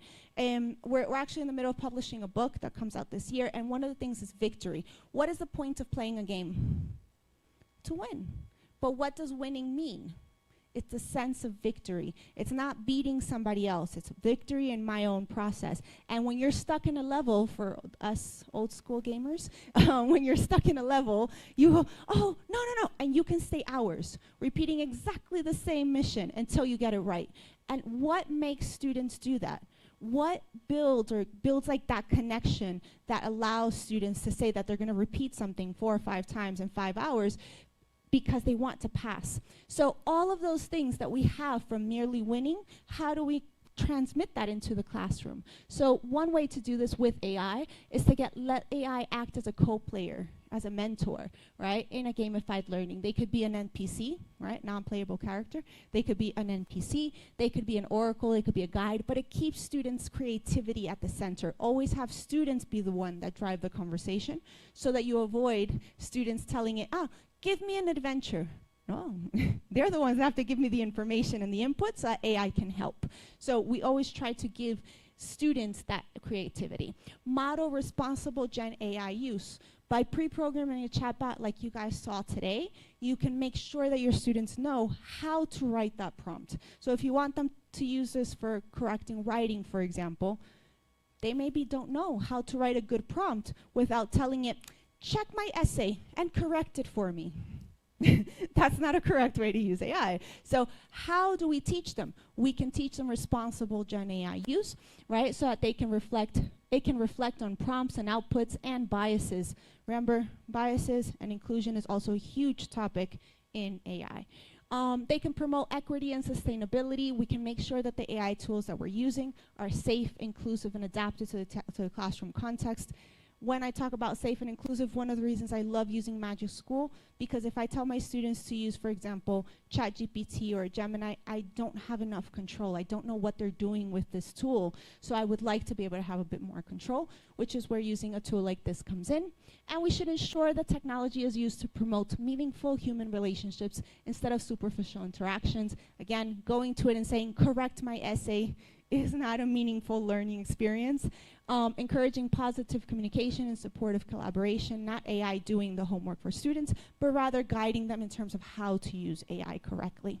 So, guys, guess what happened? We leveled up. So, final one, right? We have, show me how ready you feel to integrate AI as part of the game. Remember our 3 levels? So we have, I can start to bring this into my classroom, hand at chest. I feel confident bringing this into my classroom, both hands up. Or I'm ready to fully integrate this into my teaching, one hand high. And in 3, 2, 1. Let's see. Ooh, lots of hands up. Oh, I love it. Yes, yes, yes. All right, perfect. Very good, very good. All right, guys. So guess what's happened? We have completed level 3. Congratulations. So we've already, yeah. Round of applause. Very good. So you rose to the challenge and saved the AI educators. Congratulations. Very nicely done, my dear teachers. Very good, very good. Thank you guys for joining me on this adventure. I hope that through a practical way, you guys were able to see how we can integrate AI and gamification. And if you ask me how long I took doing this presentation, the actual gamification elements took me less than 30 minutes. And we're talking about like all of the different elements, the games, the things, because AI helped me to write the prompts so that I could set up Magic School, right? I didn't actually write them myself. I told AI, hey, I need a prompt that includes and then it created it for me. So guys, thank you very, very much for joining us in this adventure. Thank you to all my fellow AI educators out there. And once again, my name is Tatiana Gomez. Thank you very much. I don't know. Does anyone have any questions for Tatiana about her presentation? We still have a couple of minutes if anyone has questions. 5:05, I did good. I didn't want to questions, comments, anything? No? I guess we do have a question over here. All right, cool. Thank you. Well, I would like to know if maybe you got inspired like in Dungeons and Dragons style games, or how did you get the inspiration to get to all these ideas? Well, I'm not sure if I look like one, but I am a gamer, right? I'm not a hardcore gamer. Actually, in my investigation, I have a very specific role. I'm a gamer mom. Yeah, I have a son. For those of you who don't know, I have a son. My son is older now. He's 21. But when my son, but when my son was younger, he loved playing video games. And I had a huge frustration when I was growing up because I'm terrible at video games. Like anything with controller, I was terrible. When my son started getting into it, he started to play games on a PC. And I said, okay, maybe I could do this. And it turns out I'm pretty good on PC. So I started getting into gaming, and I became a gamer with him. I used to play World of Warcraft. I've done lots of different types of games. I would love, actually, I did my first Dungeons and Dragons about like a month and a half ago with one of my expert English teachers in Barranquilla. I love her to death, and she's teaching me how to play Dungeons and Dragons. Yeah, but this one actually was inspired more on like World of Warcraft and medieval. Yeah, thank you so much. Anybody else? Anybody else? Any other questions or doubts how to use this or anything else? Don't be shy. I don't bite. There you go. We have a question in the back. So he was like. So I think with this activity, we practice a lot of the writing and the reading. How can we use this tool to practice listening, speaking? Perfect. So you can actually use the same tool that I was using.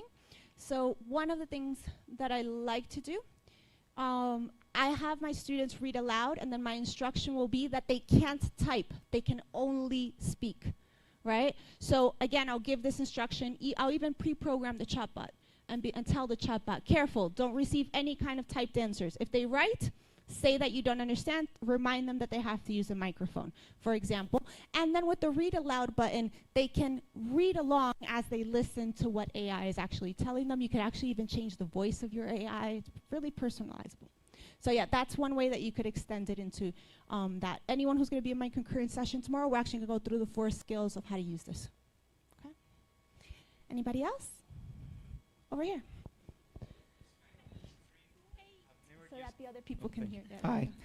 I was kind of wondering about the tool. I mean, this is the first time I used it. Okay. I always use Gemini and GPT, and that's it. But I was wondering about, like, if I were going to create, say, a board where they get the badges and the points and everything, is there a tool that I can actually have inside platform in order for them to have those points acquired? So my recommendation for leaderboards, the one I use is Claude AI. That's C-L-A-U-D-E, Claude AI. Claude AI is actually a it does HTML code for you. So you could input in the chat and say, make a leaderboard for my students. These are the results I have so far. Put that into the chat bot, and it creates an interactive website that you can design with your own style, with everything, and have it updated for your students. And it's a live website, so every time that you add something to it, your students just refresh and they can see a live leaderboard, very nicely done, as if you guys were programmers, which we're not, but we can, well, some of you maybe, who knows, but as if you guys were programmers. So Claude AI would be a great tool to be able to embed a leaderboard.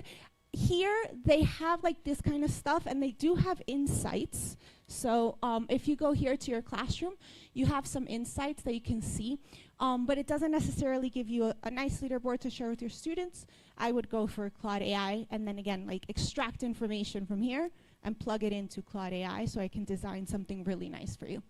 Yeah, it'll load. While it's loading, I can show you guys. This one is nice because it has metrics of what's going on in your classroom.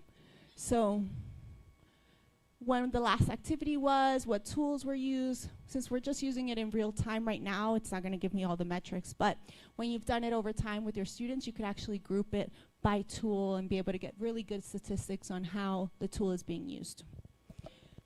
Anybody else? So for Magic School, just because you said you haven't used it before, this one, I don't know if it necessarily replaces Gemini. It has a different use. This is more for you being able to plan something very specific.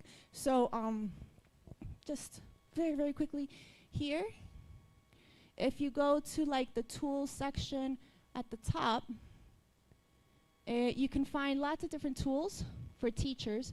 So we have some tools that are specifically for teachers, other for students.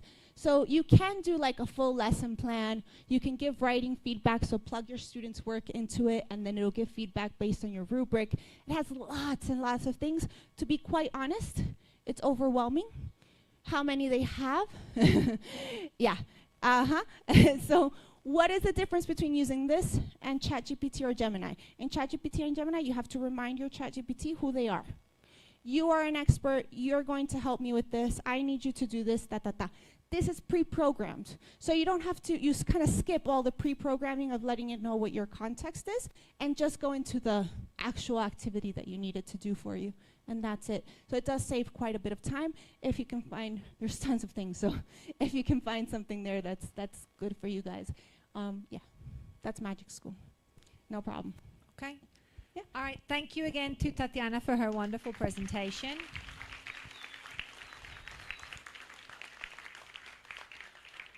Just a few reminders for everyone here. Please remember to scan the QR code so that you can evaluate Tatiana's presentation.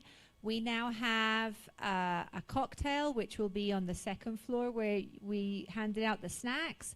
And on the first floor, over on this side, we're going to have a cultural presentation by an Afro group that dances like, I don't know what to call, like they dance really cool. So I mean, we would never be able to move in that way. So you can either observe from the first floor or from the balconies that surround the second and third floor. You'll be able to look down. So we hope you join us. And Tatiana, thank you again.